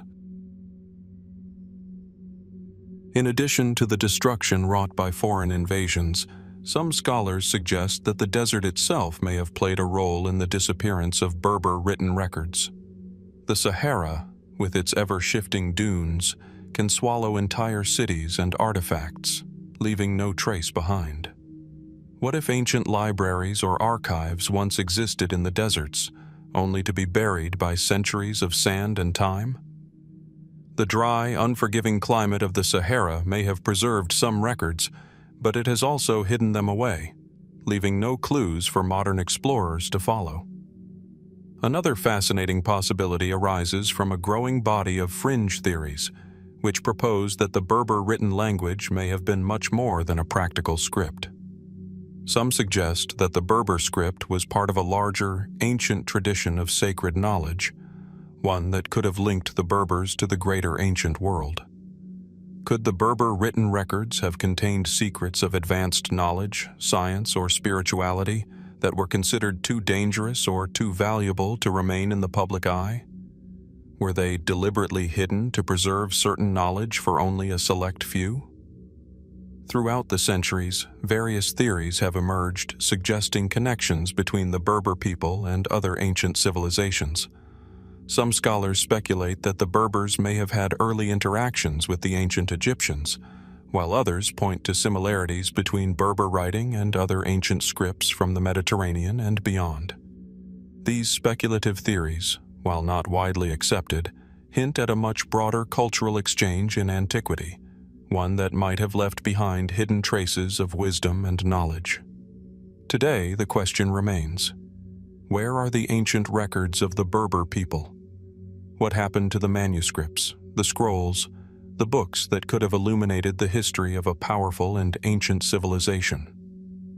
The disappearance of these records is a mystery that continues to baffle historians and archaeologists, leaving us to wonder how much more of the Berber story remains hidden beneath the sands of time. As we search for answers, we are left to reflect on the vastness of what may be lost. An entire body of knowledge, perhaps locked away in the ruins of the Sahara or buried beneath centuries of foreign influence. What was in those records? What secrets did they hold, and why were they lost to history? As we continue to uncover the remnants of the Berber civilization, one can only wonder what might still be hidden, waiting to be discovered by those daring enough to look beneath the surface. Beneath the golden sands of the Sahara and hidden within the dense jungles of Central and West Africa lie whispers of an ancient, long-forgotten chapter in human history. This chapter is not recorded in the familiar annals of written history, but instead it is told through the metals and tools left behind, silent remnants of an advanced metallurgical tradition that once flourished in prehistoric Africa. The narrative is a curious one, for while we have long been taught about the achievements of ancient civilizations like Egypt, Mesopotamia, and Greece, the sophisticated metalworking practices of Africa's early societies remain largely erased from mainstream historical accounts. In remote corners of the African continent, archaeologists have uncovered striking evidence of highly advanced metallurgy that seems to contradict the long-held assumption that technological progress in Africa lagged behind other parts of the world. Yet, the more experts dig, the more they realize that much of this history has been obscured, deliberately, perhaps, or simply lost to time. One of the most remarkable examples of ancient African metallurgy lies in the region surrounding Lake Victoria, in what is today Uganda, Tanzania, and Kenya. In this region, archaeologists have discovered traces of iron smelting that date back as far as 2000 BC, suggesting that ironworking in sub-Saharan Africa predates many of the traditional theories about the origins of metallurgy. These ancient blacksmiths, who worked in isolated, small-scale furnaces, were capable of producing iron with a purity and quality that rivaled the technology of their contemporaries in the ancient Near East. But this discovery is just one piece of a much larger puzzle. In the Great Lakes region, evidence points to an even more sophisticated tradition, one in which the people not only produced iron, but also crafted complex alloys, including brass, bronze, and copper. The art of alloying, which involves mixing metals to create more durable materials, is considered to be a hallmark of advanced metallurgy. Yet, this practice is seldom mentioned in historical texts, and the evidence for it remains hidden in obscure archaeological sites and unexplained artifacts. A striking example can be found in the ancient kingdom of Nok, in what is now modern-day Nigeria. The Nok civilization, known for its impressive terracotta sculptures, was also known for its ironworking prowess. Archaeological evidence indicates that the Nok people, who flourished around 500 BC to 200 AD, were smelting iron and creating tools and weapons of extraordinary sophistication.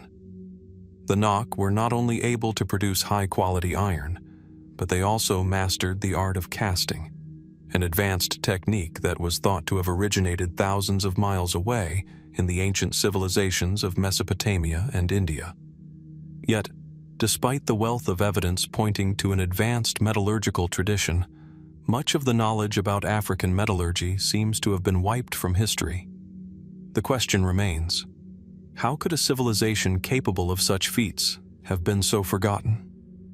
Some historians argue that this knowledge may have been deliberately erased by colonial powers seeking to diminish the cultural and technological achievements of indigenous African societies. The systematic destruction of African historical records, the erasure of indigenous languages, and the exploitation of African resources during the colonial period all contributed to the marginalization of Africa's technological contributions to the world. Could it be that the history of African metallurgy was intentionally suppressed as part of a larger effort to justify the European conquest of Africa? In many cases, colonial powers relied on the narrative that African societies were primitive and uncivilized in order to legitimize their exploitation of the continent's vast resources. By dismissing the advanced metallurgical practices of African societies, colonizers could further solidify the idea that these cultures were incapable of developing sophisticated technologies on their own. However, there is another possibility, that the true extent of Africa's metallurgical history simply fell victim to the passage of time. The very nature of metal itself, being prone to corrosion and decay, makes it difficult to preserve over millennia.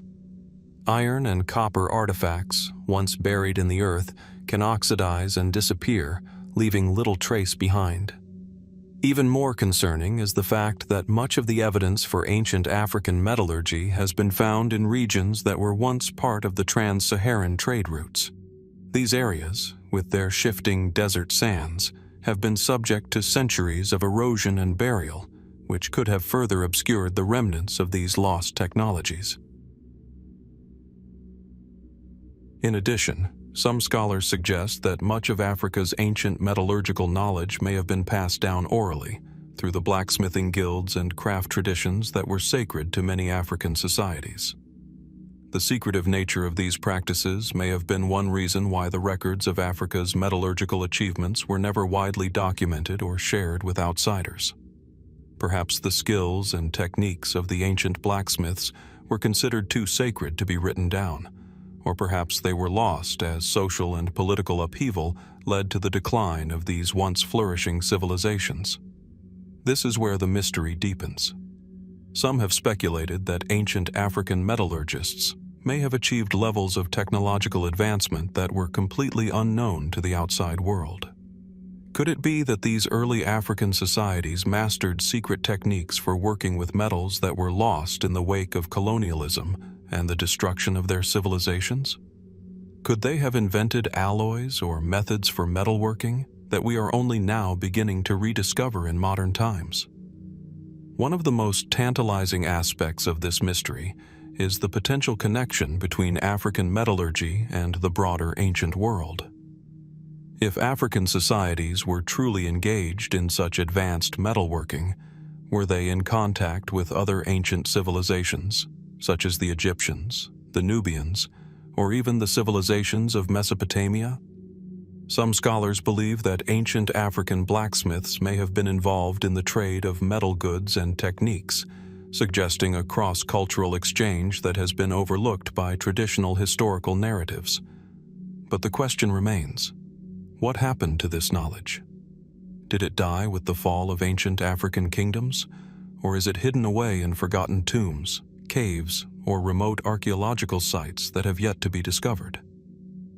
As archaeologists and historians continue to dig into the deep past of Africa, they uncover more fragments of a lost history, one that challenges our understanding of the origins of metallurgy, trade, and civilization itself. The mystery of Africa's erased metallurgy is far from resolved. Perhaps the answers lie deep within the ancient mines of the Sahara or the long-abandoned blacksmithing workshops in the heart of the continent. What remains to be discovered? Could the legacy of Africa's forgotten metallurgists be the key to understanding how ancient societies achieved the technological breakthroughs that shaped the course of history? The search continues, and with it, the tantalizing possibility that much more remains to be uncovered in the sands and ruins of prehistoric Africa. In the misty hills and deep woodlands of ancient Europe, the Druids, the revered priestly class of the Celts, held sway over vast regions of land, guiding the spiritual and political life of their people. These enigmatic figures, clothed in robes of ceremony, are often associated with towering stone circles, sacred groves, and the deep, mysterious forests of Gaul, Britain, and Ireland. They were known to possess extraordinary knowledge of nature, astronomy, medicine, and the cosmos, knowledge that would later be largely lost to history. Yet, there is something even more intriguing about the Druids, something that goes beyond their well-documented rituals and practices, their profound reliance on oral tradition. The Druids were masters of memory, not just in the sense of remembering sacred rituals, but in the art of passing knowledge down through generations without ever committing it to writing. This decision to withhold their wisdom from the written word has led to a paradox that continues to confound historians and archaeologists alike. While much about the Druids is known through the accounts of ancient writers like Julius Caesar and Pliny the Elder, these were external perspectives, written by those who did not truly understand the depth of Druidic knowledge. To this day, the true nature of the Druids' forbidden knowledge remains largely inaccessible, shrouded in the veils of time and the mysteries of lost oral traditions. One of the most compelling aspects of Druidic knowledge is the simple fact that it was never recorded. The Druids believed that the spoken word carried a deeper, more sacred power than any written text could ever possess. The art of memory was central to their teachings. In the dense, ancient forests where they held their rites, knowledge was passed on through stories, chants, and hymns, an intricate web of spoken words that connected one generation to the next. But what knowledge exactly did they safeguard in these oral traditions? What secrets were hidden in the cadence of their language? There is speculation that the Druids had profound understanding of natural phenomena and the heavens, with a level of astronomical knowledge that rivaled that of ancient civilizations like the Egyptians and the Babylonians. The stone circles they built, such as the famous site of Stonehenge in Britain, are thought to have been places of cosmic significance, aligned with the movements of the stars and the cycles of the moon. Some researchers even suggest that the Druids could have understood the concept of precession, an astronomical phenomenon that involves the slow shift of the Earth's axis, a concept that wasn't widely recognized until modern astronomy. But there is far more to the Druids' knowledge than just astronomy. The Druids were deeply involved in medicine, herbalism, and healing. Ancient texts describe their ability to cure illnesses with natural remedies and intricate rituals. Yet, as with their astronomical knowledge, much of this expertise remains largely unexplored. Could the Druids have had access to botanical knowledge and healing techniques that have since been lost to the ages? Was their knowledge of the human body and the natural world more advanced than we are willing to believe? Perhaps the most intriguing mystery is the question of the esoteric teachings that the Druids kept hidden from the outside world. What was the deeper spiritual and philosophical knowledge that they guarded so fiercely? Some theorists have speculated that the Druids might have known the secrets of what we would now call energy work or sacred geometry. Could they have understood the hidden forces of nature that drive the universe, such as the power of sound, vibration, and resonance? Many stone circles, including Stonehenge, seem to exhibit precise mathematical patterns, suggesting that the Druids may have employed advanced geometry to harness these forces. Adding to the intrigue is the fact that much of what we know about the Druids was written centuries after their decline.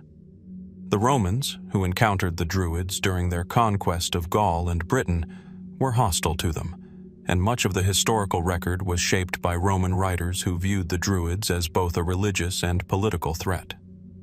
Julius Caesar, in his Commentari de Bello Gallico, portrayed the Druids as a powerful elite who could sway the loyalty of the masses, influencing both politics and warfare. Their influence was so great that, when the Romans sought to subdue the Celtic tribes, the Druids were among the first to be targeted. However, the Romans' accounts of the Druids were often biased, painting them as an obstacle to Roman civilization. The fact that the Druids did not write down their knowledge meant that outsiders could only speculate about the details of their practices. With the advent of Roman imperialism, the oral traditions of the Druids began to fade, and much of their sacred knowledge was lost to history. The Romans outlawed Druidic practices, burned sacred groves, and destroyed temples. The Druids were forced into hiding, and by the time the Romans withdrew from Britain in the 5th century AD, much of Druidic knowledge had been obscured by centuries of conquest and suppression. But could there be more to this story? Is it possible that fragments of Druidic knowledge have survived in hidden corners of the world, carefully preserved by a few secretive groups or communities? Some researchers have suggested that certain traditions, symbols, and rituals associated with the Druids may have been passed down through other societies in Europe, such as the Freemasons or the Knights Templar, groups that were known to harbor esoteric knowledge. Could these groups have inherited or preserved some of the forbidden wisdom of the Druids, passing it down in secret? The mystery deepens further when considering the possibility that some of the sacred knowledge was encoded in the landscape itself. Ancient monuments, like those at Glastonbury and other Druidic sites, are aligned with certain celestial events, suggesting that these places were not only spiritual centers, but also centers of astronomical study. The very construction of these monuments, built with such precision, may hold clues to a lost understanding of the universe. Could the placement and design of these structures contain hidden messages or knowledge that modern researchers have yet to decode? As we reflect on the legacy of the Druids, we are left with more questions than answers. Their knowledge, passed down through the spoken word and preserved in the hearts of those who lived by it, seems to have slipped through our fingers. Were the Druids simply an ancient priestly class, or were they guardians of wisdom that transcends time and place? Could their secrets still be hidden in the land, in the stones, in the sky, or in the stories passed down through the generations? The mystery of the Druids remains unsolved, and perhaps it always will. But as we look to the future, we can only wonder, what might still be hidden, waiting to be rediscovered? Deep in the heart of ancient structures, from the colossal pyramids of Egypt to the labyrinthine temples of Mesoamerica, there lies a silent enigma that challenges modern understanding. How did ancient civilizations manage to move and manipulate immense stone blocks, some weighing hundreds of tons, with such precision? Today, we are still unsure how these civilizations, without the heavy machinery we rely on, constructed such monumental works. But what if the answer lies not in brute strength or primitive tools, but in the manipulation of something far more subtle, yet incredibly powerful? Could the lost art of sound-based construction, using vibrations or resonance, have been the key? Take, for example, the Great Pyramid of Giza, one of the most iconic structures on Earth. Standing as the last surviving wonder of the ancient world, its construction has long been a subject of speculation. The pyramid's massive stone blocks, some weighing as much as 80 tons, were transported over miles of desert without the help of cranes, bulldozers, or even large draft animals. The precision with which they were cut and placed has left experts baffled for centuries. Some scholars attribute the feat to the sheer labor force available to the ancient Egyptians. But could there have been something more to the process? Something hidden in plain sight?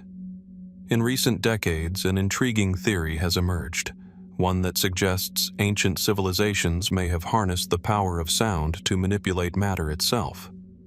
This theory posits that certain frequencies of sound, when applied with the right resonance, have the ability to lift, move, or even shape heavy materials.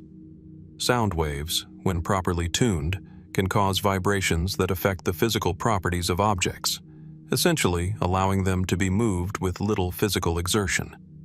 This is the science behind modern technologies like ultrasonic cleaning and levitation. But could it have been known to ancient cultures millennia ago? One of the key pieces of evidence for this theory comes from ancient texts and oral traditions. While most of these sources are fragmented, there are hints of sound-based technologies hidden within them. In Egypt, for instance, the Ebers Papyrus, a medical text dating back to around 1500 BC, contains references to healing rituals that involve the use of sound and vibration. Could it be that the Egyptians, known for their profound knowledge of the natural world, understood the power of sound in ways that we are only beginning to rediscover. But the ancient Egyptians were not alone in their potential use of sound for construction. In other parts of the world, similar myths and legends abound.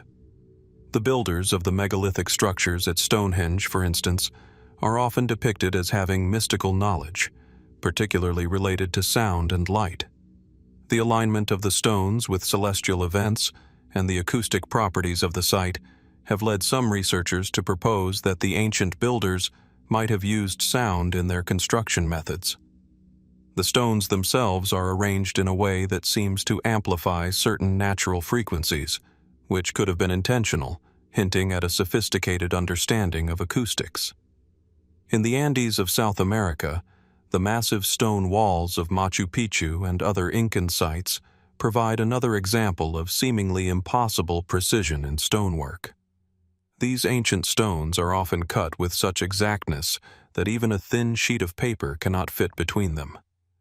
Historians have long puzzled over how the Inca could have achieved such precision without advanced tools. Some have speculated that the Inca, like the Egyptians, might have utilized sound frequencies to soften or manipulate the stone, allowing it to be shaped with extraordinary accuracy.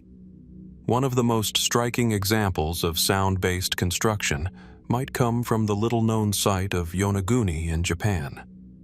Here, beneath the sea off the coast of Yonaguni Island, lie massive stone structures that some researchers believe are the remnants of an ancient, submerged city.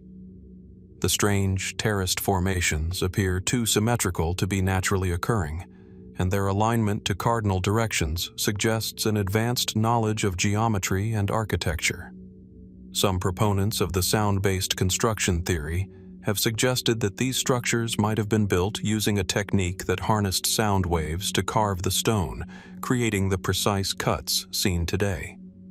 Could it be that the stones were resonated into place, or even softened, through sound waves? The question remains unanswered, but the idea that ancient cultures understood how to manipulate sound in such a way raises fascinating possibilities. As we move deeper into the ancient world, the evidence grows even more tantalizing. In ancient India, the Vedas, the sacred texts of Hinduism, mention the use of vimana, flying machines said to be powered by a form of sound or energy that could defy gravity. While the idea of flying machines seems like pure fantasy to modern minds, could there be a kernel of truth to these ancient stories? Were these machines based on principles of acoustics and resonance, long forgotten by history? Then there is the mystery of the giant stone blocks found in places like Baalbek in modern-day Lebanon.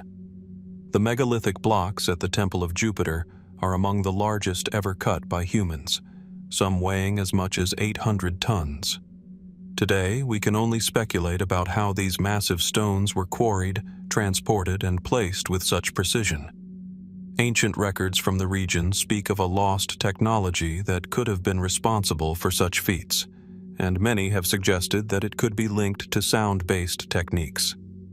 Despite the growing body of evidence suggesting that sound played a critical role in ancient construction, mainstream archaeology remains skeptical. Sound, after all, is a phenomenon that is difficult to study in the context of ancient civilizations. Unlike tools or artifacts, sound leaves no physical traces, and the knowledge of sound-based construction would have been passed down orally, not in written records. This makes the study of sound in the ancient world not only elusive, but also controversial. What's more, modern science has only begun to scratch the surface of understanding how sound can affect the physical world. From the manipulation of atomic structures with sound waves to the use of sound in modern medicine, the potential of sound-based technologies is only now coming to light. Could ancient civilizations have discovered and utilized these principles thousands of years ago, only to lose this knowledge over time? Or did the civilizations of the past, like the Egyptians, the Inca, and the builders of Stonehenge, understand something about sound that we have yet to uncover? The question of sound-based construction remains one of the most intriguing mysteries of human history. As research continues and new technologies emerge, it is possible that we may one day uncover the true extent of this lost knowledge. Could the key to understanding the construction of the world's greatest ancient monuments be hidden in the very vibrations of the stones themselves? The search for answers continues, and with each discovery, we are forced to ask, what other forgotten secrets of the ancient world are waiting to be rediscovered? The history of China is filled with grandeur, sprawling dynasties, magnificent inventions, and cultural achievements that continue to shape the modern world. Yet, beneath the surface of this well-documented history lies a mystery that has perplexed historians and archaeologists for centuries: the lost and destroyed records of ancient Chinese expeditions to unknown lands. What secrets did these voyages hold, and why have they remained so elusive? The disappearance of these records presents a puzzle that challenges our understanding of ancient exploration and global interaction. Imagine a time over 2,000 years ago, during the height of the Han Dynasty. The vast empire stretched across the Asian continent, yet its borders were largely unknown. The Chinese, ever curious and ambitious, looked beyond their lands, eager to make contact with distant civilizations.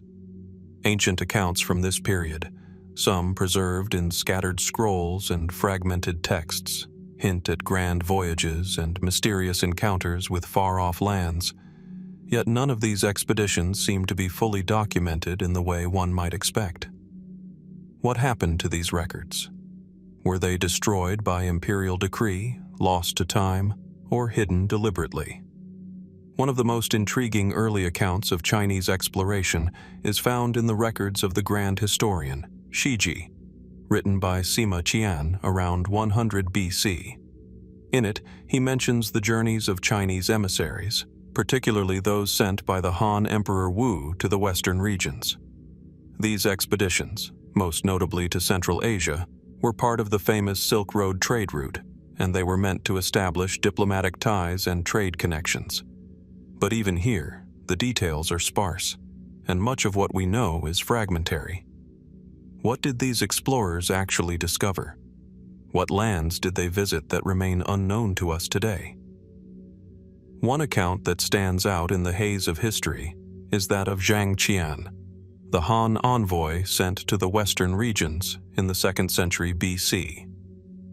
Zhang's mission, initially to form alliances with the nomadic tribes of Central Asia, turned into a series of journeys that ultimately brought him into contact with distant lands in what is now Iran, Afghanistan, and beyond.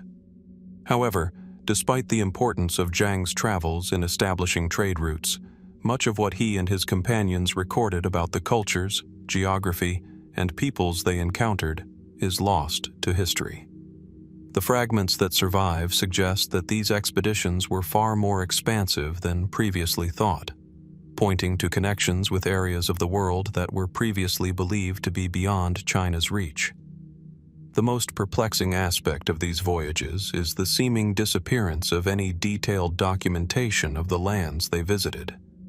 While the Chinese kept meticulous records of many aspects of daily life, it seems that much of the information about the foreign cultures they encountered and the places they explored was destroyed or suppressed. One of the reasons given for this loss is the nature of imperial control. Chinese emperors, particularly during the later periods of the Han Dynasty, sought to maintain strict control over knowledge, and expeditions that led to contact with cultures beyond the empire's borders may have been deliberately obscured. Could it be that the Chinese imperial court feared that too much knowledge of the outside world would inspire rebellion or destabilize the established order? Some historians have also suggested that the destruction of these records was simply the result of internal strife. During times of war, cultural upheaval, and governmental change, many texts and records were destroyed or abandoned. The fall of the Han Dynasty itself in the 3rd century AD created a period of intense political chaos, and it is likely that many valuable records of foreign expeditions were lost during this time. Yet, The idea that such significant information would simply vanish remains perplexing. After all, how could a civilization that was so advanced in preserving its own history allow such important records to be forgotten? Another theory, though more speculative, suggests that these missing records may have been deliberately hidden to protect certain ancient secrets. The Chinese, like many ancient civilizations, held knowledge that was sacred and guarded by select groups, knowledge not meant to be shared with the common populace.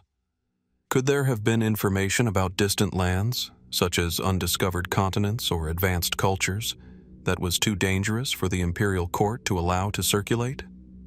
Was there a deliberate effort to obscure any trace of Chinese interactions with foreign civilizations, especially those from the west or south, in order to preserve the political and ideological stability of the empire?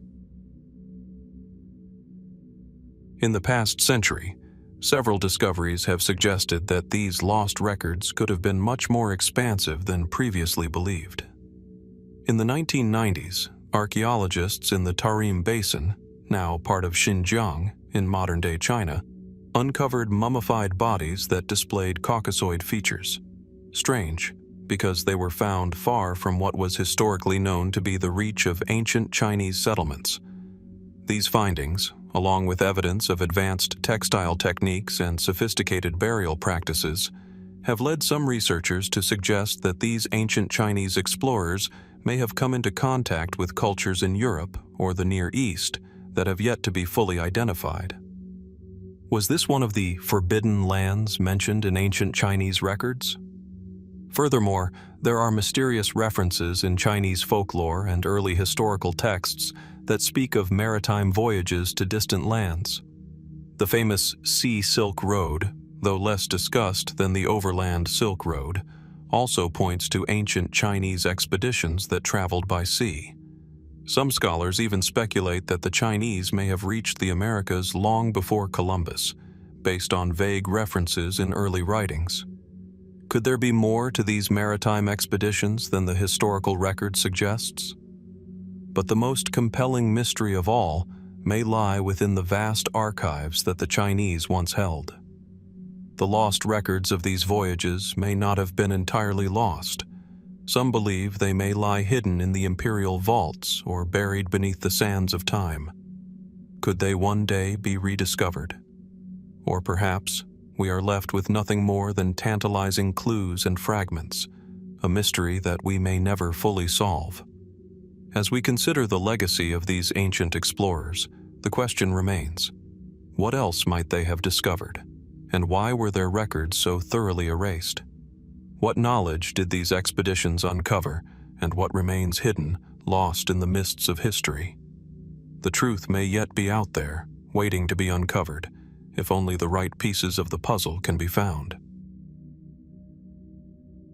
Beneath the desolate sands of southern Iraq, in the ancient city of Ur, lies one of the most enigmatic and awe-inspiring remnants of Mesopotamian civilization, the Great Ziggurat of Ur.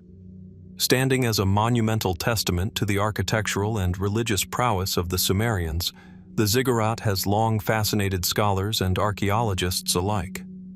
But it is not just the towering structure that draws attention. Beneath the surface of this ancient city, beneath the steps and bricks of the Ziggurat itself, there are whispered tales of hidden chambers, sealed rooms that might hold secrets long forgotten. What is buried beneath Ur, and why have these chambers remained hidden from the world for so many centuries? Imagine standing at the foot of the Great Ziggurat, looking up at its massive stepped structure, its immense platform rising in a series of terraces, each level a symbolic ascent towards the gods. Built around 2100 BC during the reign of King Ur-Nammu, this pyramid-like structure was dedicated to the moon god Nana, the chief deity of Ur. The Ziggurat's grandeur is a testament to the power and influence of Ur at its height. Yet, despite the Ziggurat's impressive stature and the countless studies of its above-ground features, there are unanswered questions regarding what lies beneath its base. The Ziggurat itself was primarily a religious edifice, used for rituals and ceremonies. It was intended to bring the people of Ur closer to their gods, reaching toward the heavens with each ascending level. But for all its symbolic importance, the structure may also conceal something far more intriguing. Hidden chambers beneath its core, chambers that may never have seen the light of day, or at least not in the way we might expect.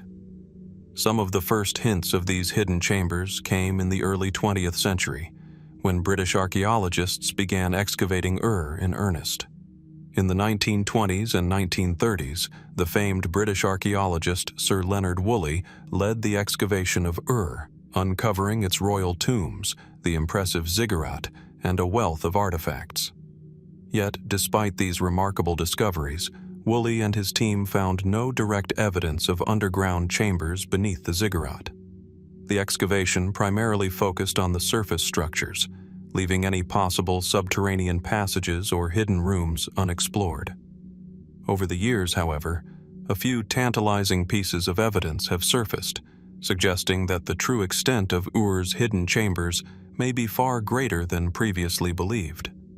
Some modern researchers and theorists point to anomalies in the way the Ziggurat was constructed. The sheer scale of its design, combined with the precision of its construction, has led some to believe that the Sumerians may have incorporated secret rooms beneath the Ziggurat, rooms that were never meant to be discovered. Could these chambers have served a sacred or ceremonial purpose? Or were they simply hidden to protect something far more precious? One of the most compelling pieces of evidence for hidden chambers comes from the observation of unusual features in the Ziggurat's foundations. When studying the structure's sublevels, experts have noted the presence of several large stone blocks that do not appear to serve any clear architectural function. Some researchers have speculated that these blocks might be part of a concealed entrance or seal, suggesting the existence of a hidden space beneath the Ziggurat. Furthermore, several unexplained indentations in the ground around the Ziggurat have raised questions about potential underground chambers that may have collapsed or been intentionally sealed off during antiquity. Adding to the mystery are the local legends and folklore surrounding the area. In recent decades, there have been rumors of underground passages leading from the Ziggurat to other sacred sites within the ancient city of Ur. Some even claim that ancient texts refer to the hidden chamber of the gods, a place where the most powerful and mysterious knowledge of the Sumerians was kept. Is it possible that these hidden chambers were meant to store ancient knowledge, perhaps a type of wisdom or religious relics too sacred to be revealed to the public? Or perhaps they were designed to protect something far more mundane, like royal treasures or vital records of Ur's kings? The most speculative theory surrounding the hidden chambers beneath Ur connects them to the idea of a forgotten Sumerian mystery school, a secretive order that held esoteric knowledge of the universe and the gods. Some fringe theorists suggest that the Ziggurat itself may have been constructed not only as a temple, but also as a repository of secret teachings. These teachings could have related to astronomy, mathematics, or even the manipulation of sound and energy, advanced sciences that may have been lost to time. Could the chambers beneath the Ziggurat have housed artifacts or texts related to these lost sciences? And if so, what could the rediscovery of such knowledge reveal about the advanced capabilities of ancient civilizations? The idea of hidden chambers and lost knowledge beneath Ur raises more questions than answers. Why would the Sumerians have gone to such lengths to conceal these chambers? What might they have been trying to protect? Some believe that the ancient Sumerians had access to technologies or knowledge that were far beyond their time. Was the Ziggurat simply a grand religious monument, or was it something more? Was it part of a larger, more complex system of sacred sites and hidden knowledge, a system that the Sumerians sought to guard fiercely from future generations? What we do know for certain is that the true extent of the chambers beneath Ur remains unknown. Despite decades of excavation and research, the possibility that there are more undiscovered rooms, artifacts, or secrets beneath the Ziggurat continues to captivate archaeologists and historians. What lies hidden beneath the sands of Ur, waiting to be uncovered? Is it possible that the keys to understanding ancient Sumerian knowledge are buried beneath one of the most famous structures in the ancient world, still waiting for the right set of eyes to decipher their meaning? As we ponder these questions, we are reminded that even in the age of modern technology and archaeology, vast swaths of our history remain concealed. What might we yet uncover from beneath the Ziggurat's towering steps? The mystery of the hidden chambers beneath Ur remains unsolved, a tantalizing enigma that beckons us to continue searching for answers. Nestled within the heart of Vatican City, hidden behind grand marble walls and centuries-old frescoes, lies one of the most secretive and revered institutions in the world, the Vatican Apostolic Library. This sacred space, a treasure trove of historical documents and ancient manuscripts, houses some of the most valuable and mysterious texts ever collected. Among the thousands of pages cataloged here, there are whispered rumors of something far more extraordinary, records that are said to describe experiments in time manipulation, hidden from the public eye for centuries. These records are alleged to contain knowledge of a long-forgotten science, the details of which could challenge our fundamental understanding of time itself. Imagine entering the Vatican Library, a place that exudes reverence and mystery, where rows upon rows of ancient tomes are stacked upon towering shelves. The air is thick with the scent of aged parchment, and the quiet hum of history seems to echo in every corner. For centuries, this repository of knowledge has been closely guarded, its contents often unavailable to the outside world. The Vatican's secrecy is legendary, with much of its historical and theological documentation remaining behind locked doors. Yet, beneath the surface of this revered institution, certain documents have purportedly remained hidden from the public for reasons that are unclear. Among these are the rumored time manipulation records. These mysterious documents, if they exist, allege to recount ancient experiments with time travel, temporal shifts, and other forms of manipulating the very fabric of reality.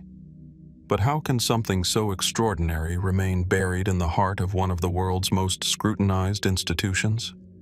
The idea that the Vatican, an institution closely intertwined with the Catholic Church and its religious practices, might possess knowledge of such concepts challenges not only our understanding of science but also our deepest beliefs about time, space, and the universe itself.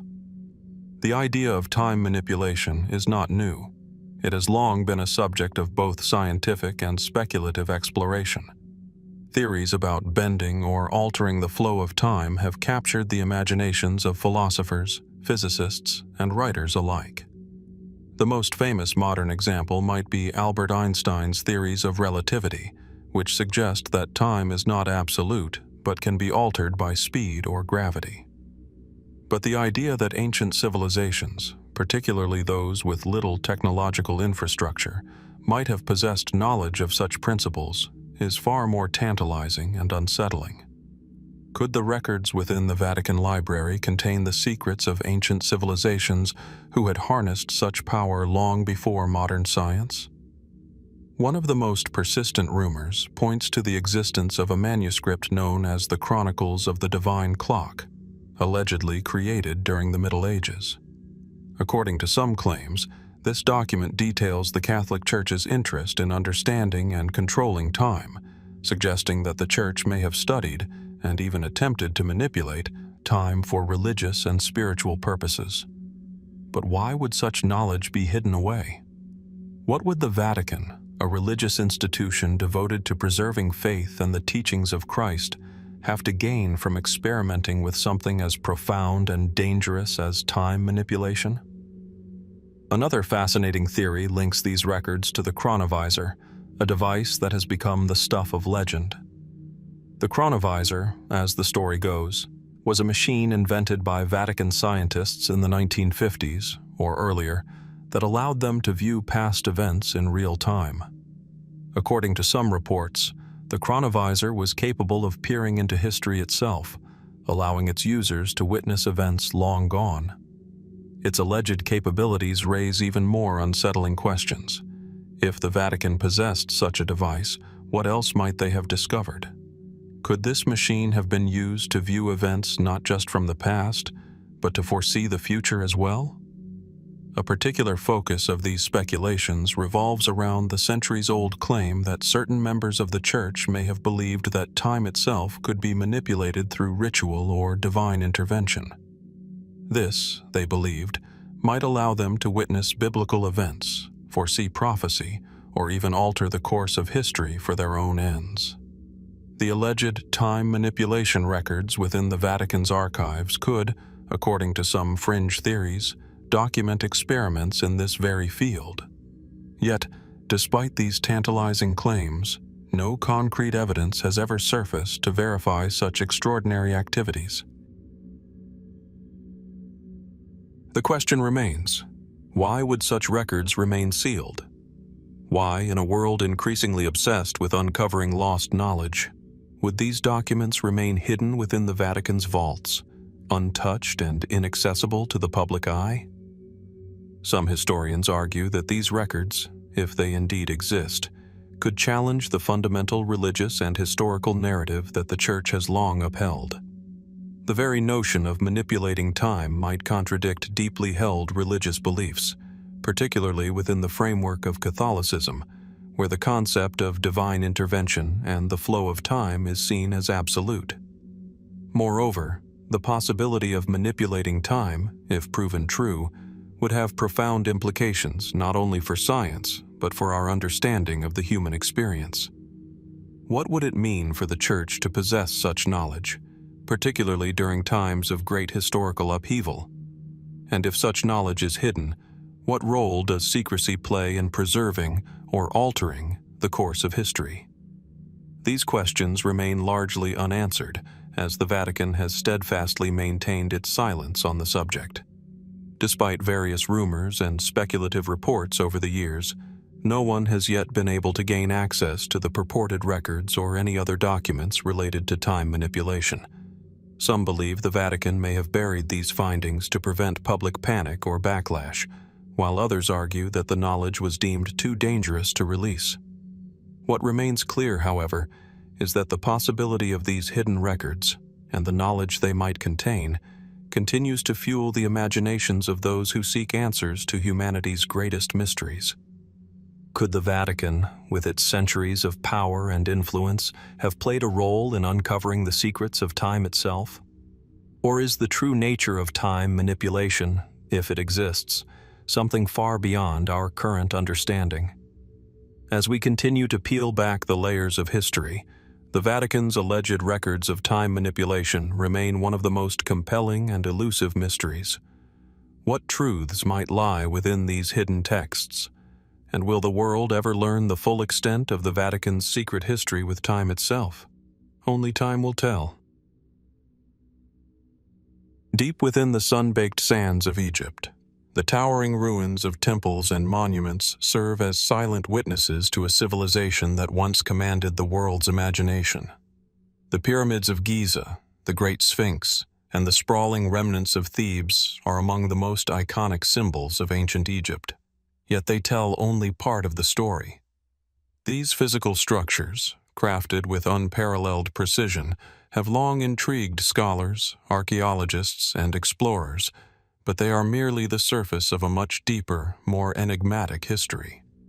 Beneath the shadow of these monumental structures lies a hidden knowledge, one not written on the walls of temples or etched into tombs, but passed down orally through generations of priesthoods. The priests of ancient Egypt were not only the spiritual leaders of the people, they were the gatekeepers of a secret tradition that spanned millennia. Within the sacred walls of their temples and the secluded chambers of their sanctuaries, they guarded a set of teachings so profound, so far beyond the comprehension of the average citizen, that they were never publicly recorded. These teachings, lost to time, have become the subject of both intense academic study and wild speculation. What were the secrets that these priests kept hidden from the world? To understand the magnitude of this secret knowledge, one must first imagine the setting in which it was kept. Picture yourself standing at the base of the Temple of Karnak, the largest religious complex in Egypt, its towering pylons and massive columns dwarfing you. The air is thick with the remnants of incense, and the scent of stone and ancient wood fills your nostrils. As you walk through the temple's dark corridors, the walls are adorned with hieroglyphs that recount stories of gods, kings, and victories. Yet, there is no mention of the sacred doctrines that the priests themselves were entrusted to preserve. The priests of ancient Egypt were more than just religious leaders. They were sages, scholars, and custodians of knowledge that was said to be divinely inspired. The Egyptians believed in the concept of divine order, Ma'at, which governed not only the physical world, but the spiritual one as well. The priests were seen as intermediaries between the gods and the people, and it was their responsibility to maintain this cosmic balance. But what if their role went beyond merely interpreting divine will? What if they were the keepers of esoteric knowledge, knowledge that could transcend the mortal world and touch upon the very fabric of reality itself? Historians and Egyptologists have long debated the contents of these secret teachings. Some suggest that they were linked to the Egyptian understanding of the cosmos, knowledge of the stars, the movements of the planets, and the intricate connection between the earth and the heavens. The Egyptians were known to possess an advanced understanding of mathematics and geometry, which they used to build their incredible monuments, but some speculate that these teachings contained more than just practical knowledge. Could it be that the priests held a more profound grasp of the universe's deeper laws, knowledge that allowed them to access higher states of consciousness, or perhaps even manipulate the forces of nature? One such theory points to the mystical practices of the priests, which may have involved advanced forms of meditation, ritual magic, and the manipulation of sound and light. There are reports from ancient texts and later accounts that suggest the Egyptians could perform extraordinary feats, such as healing the sick or even influencing the weather. Could these abilities have been part of the hidden knowledge preserved by the priesthood? If so, why was this knowledge not shared with the masses, and what was the true purpose of its secrecy? Some suggest that the Egyptian priests were also custodians of a secret history, a history not recorded in the public scrolls or monuments of Egypt. According to certain fringe theories, these teachings contained detailed accounts of the origins of humanity, the fall of ancient civilizations, and the true nature of the gods. Could the priests have known the true story of the gods? Perhaps a story that had been deliberately obscured by the ruling pharaohs, or lost entirely after Egypt's decline? Did the priests have access to knowledge of other civilizations that existed before the dynastic period? Some even speculate that the priests may have known of long-lost cities or advanced societies that predated Egypt, societies whose knowledge was lost to history. The mystery deepens when considering the so-called Book of the Dead, a collection of funerary texts meant to guide the deceased through the afterlife.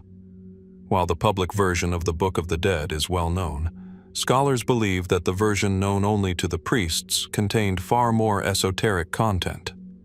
Was this a manual for the spiritual ascension of the soul?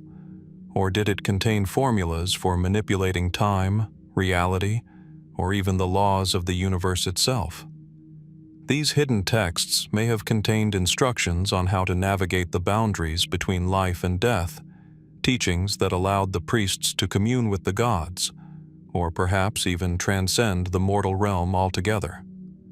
Another possibility is that these secret teachings were designed to maintain power and control.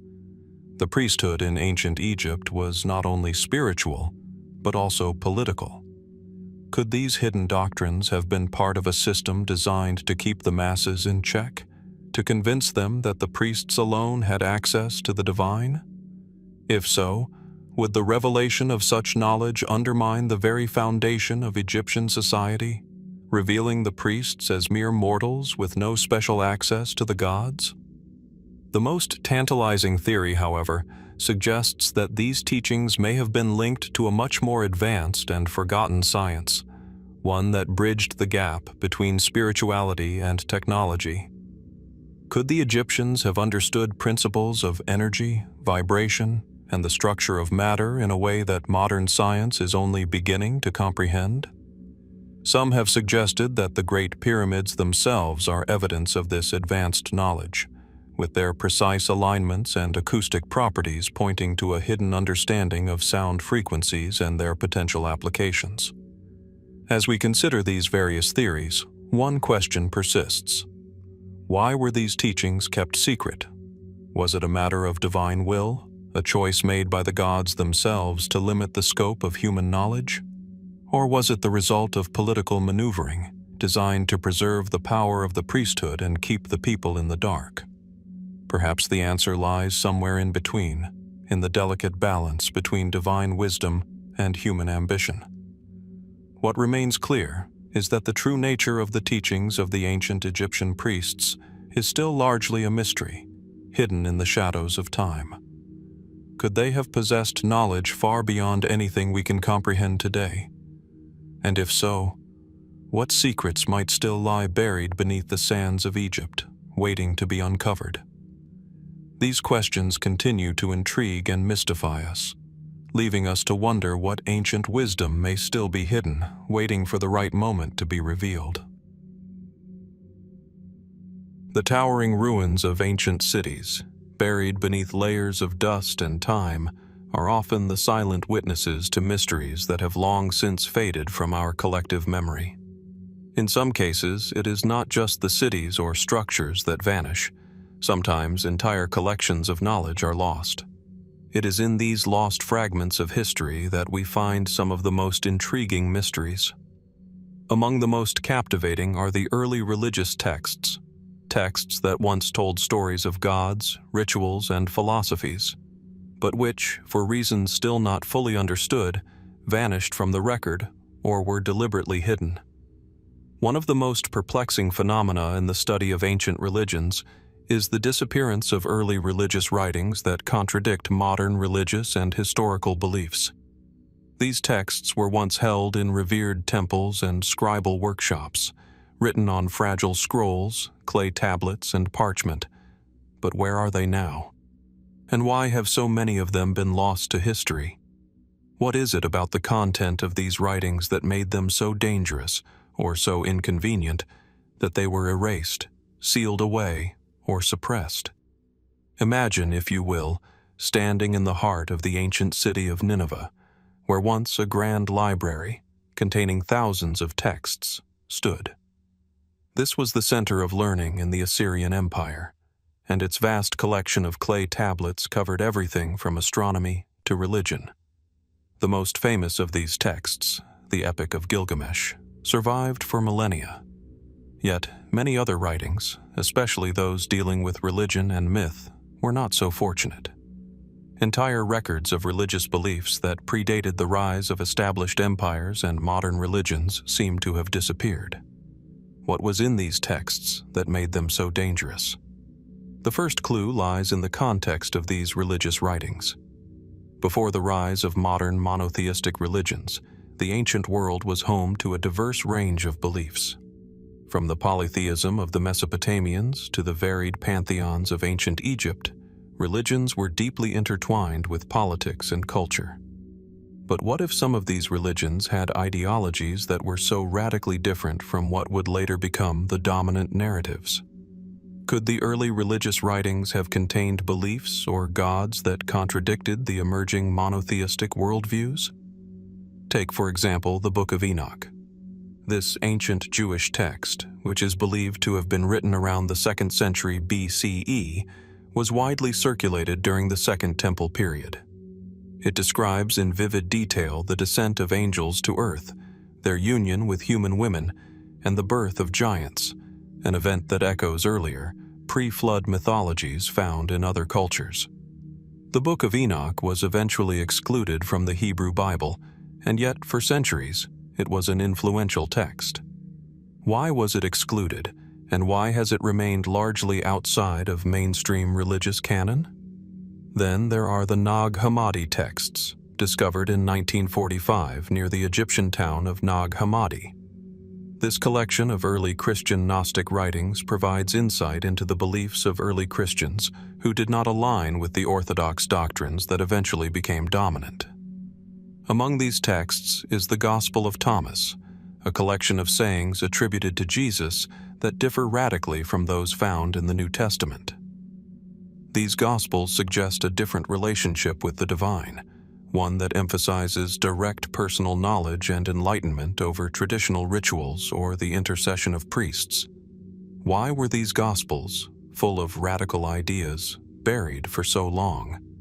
Was it simply a matter of them being labeled heretical, or was there something more insidious at play? The suppression of early religious texts is not limited to the Abrahamic faiths. In the ancient Mediterranean world, the mystery cults and mystery schools held secrets that were never meant to be shared with the uninitiated.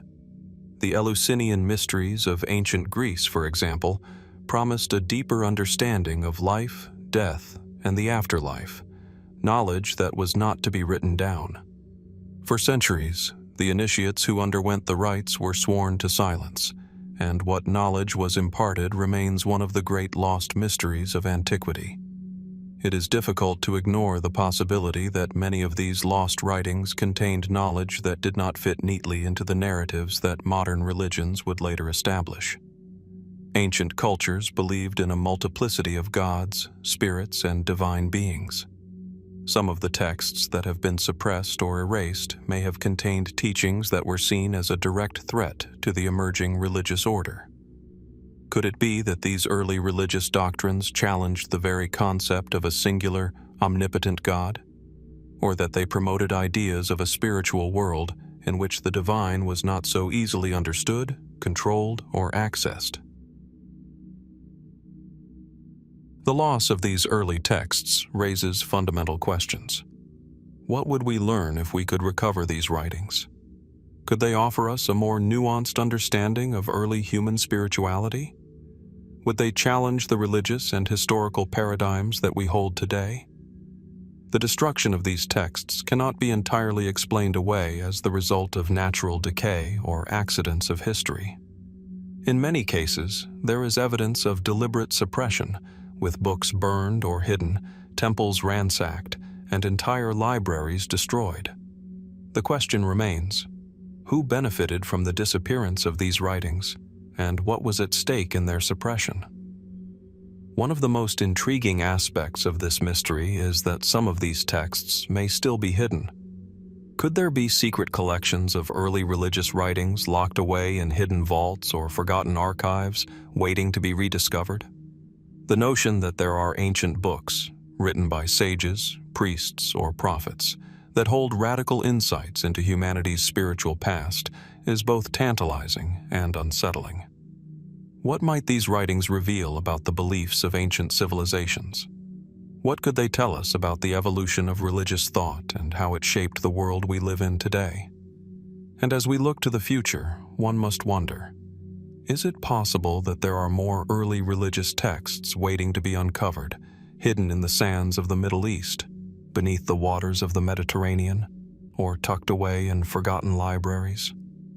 The search for these lost writings is more than just an archaeological endeavor.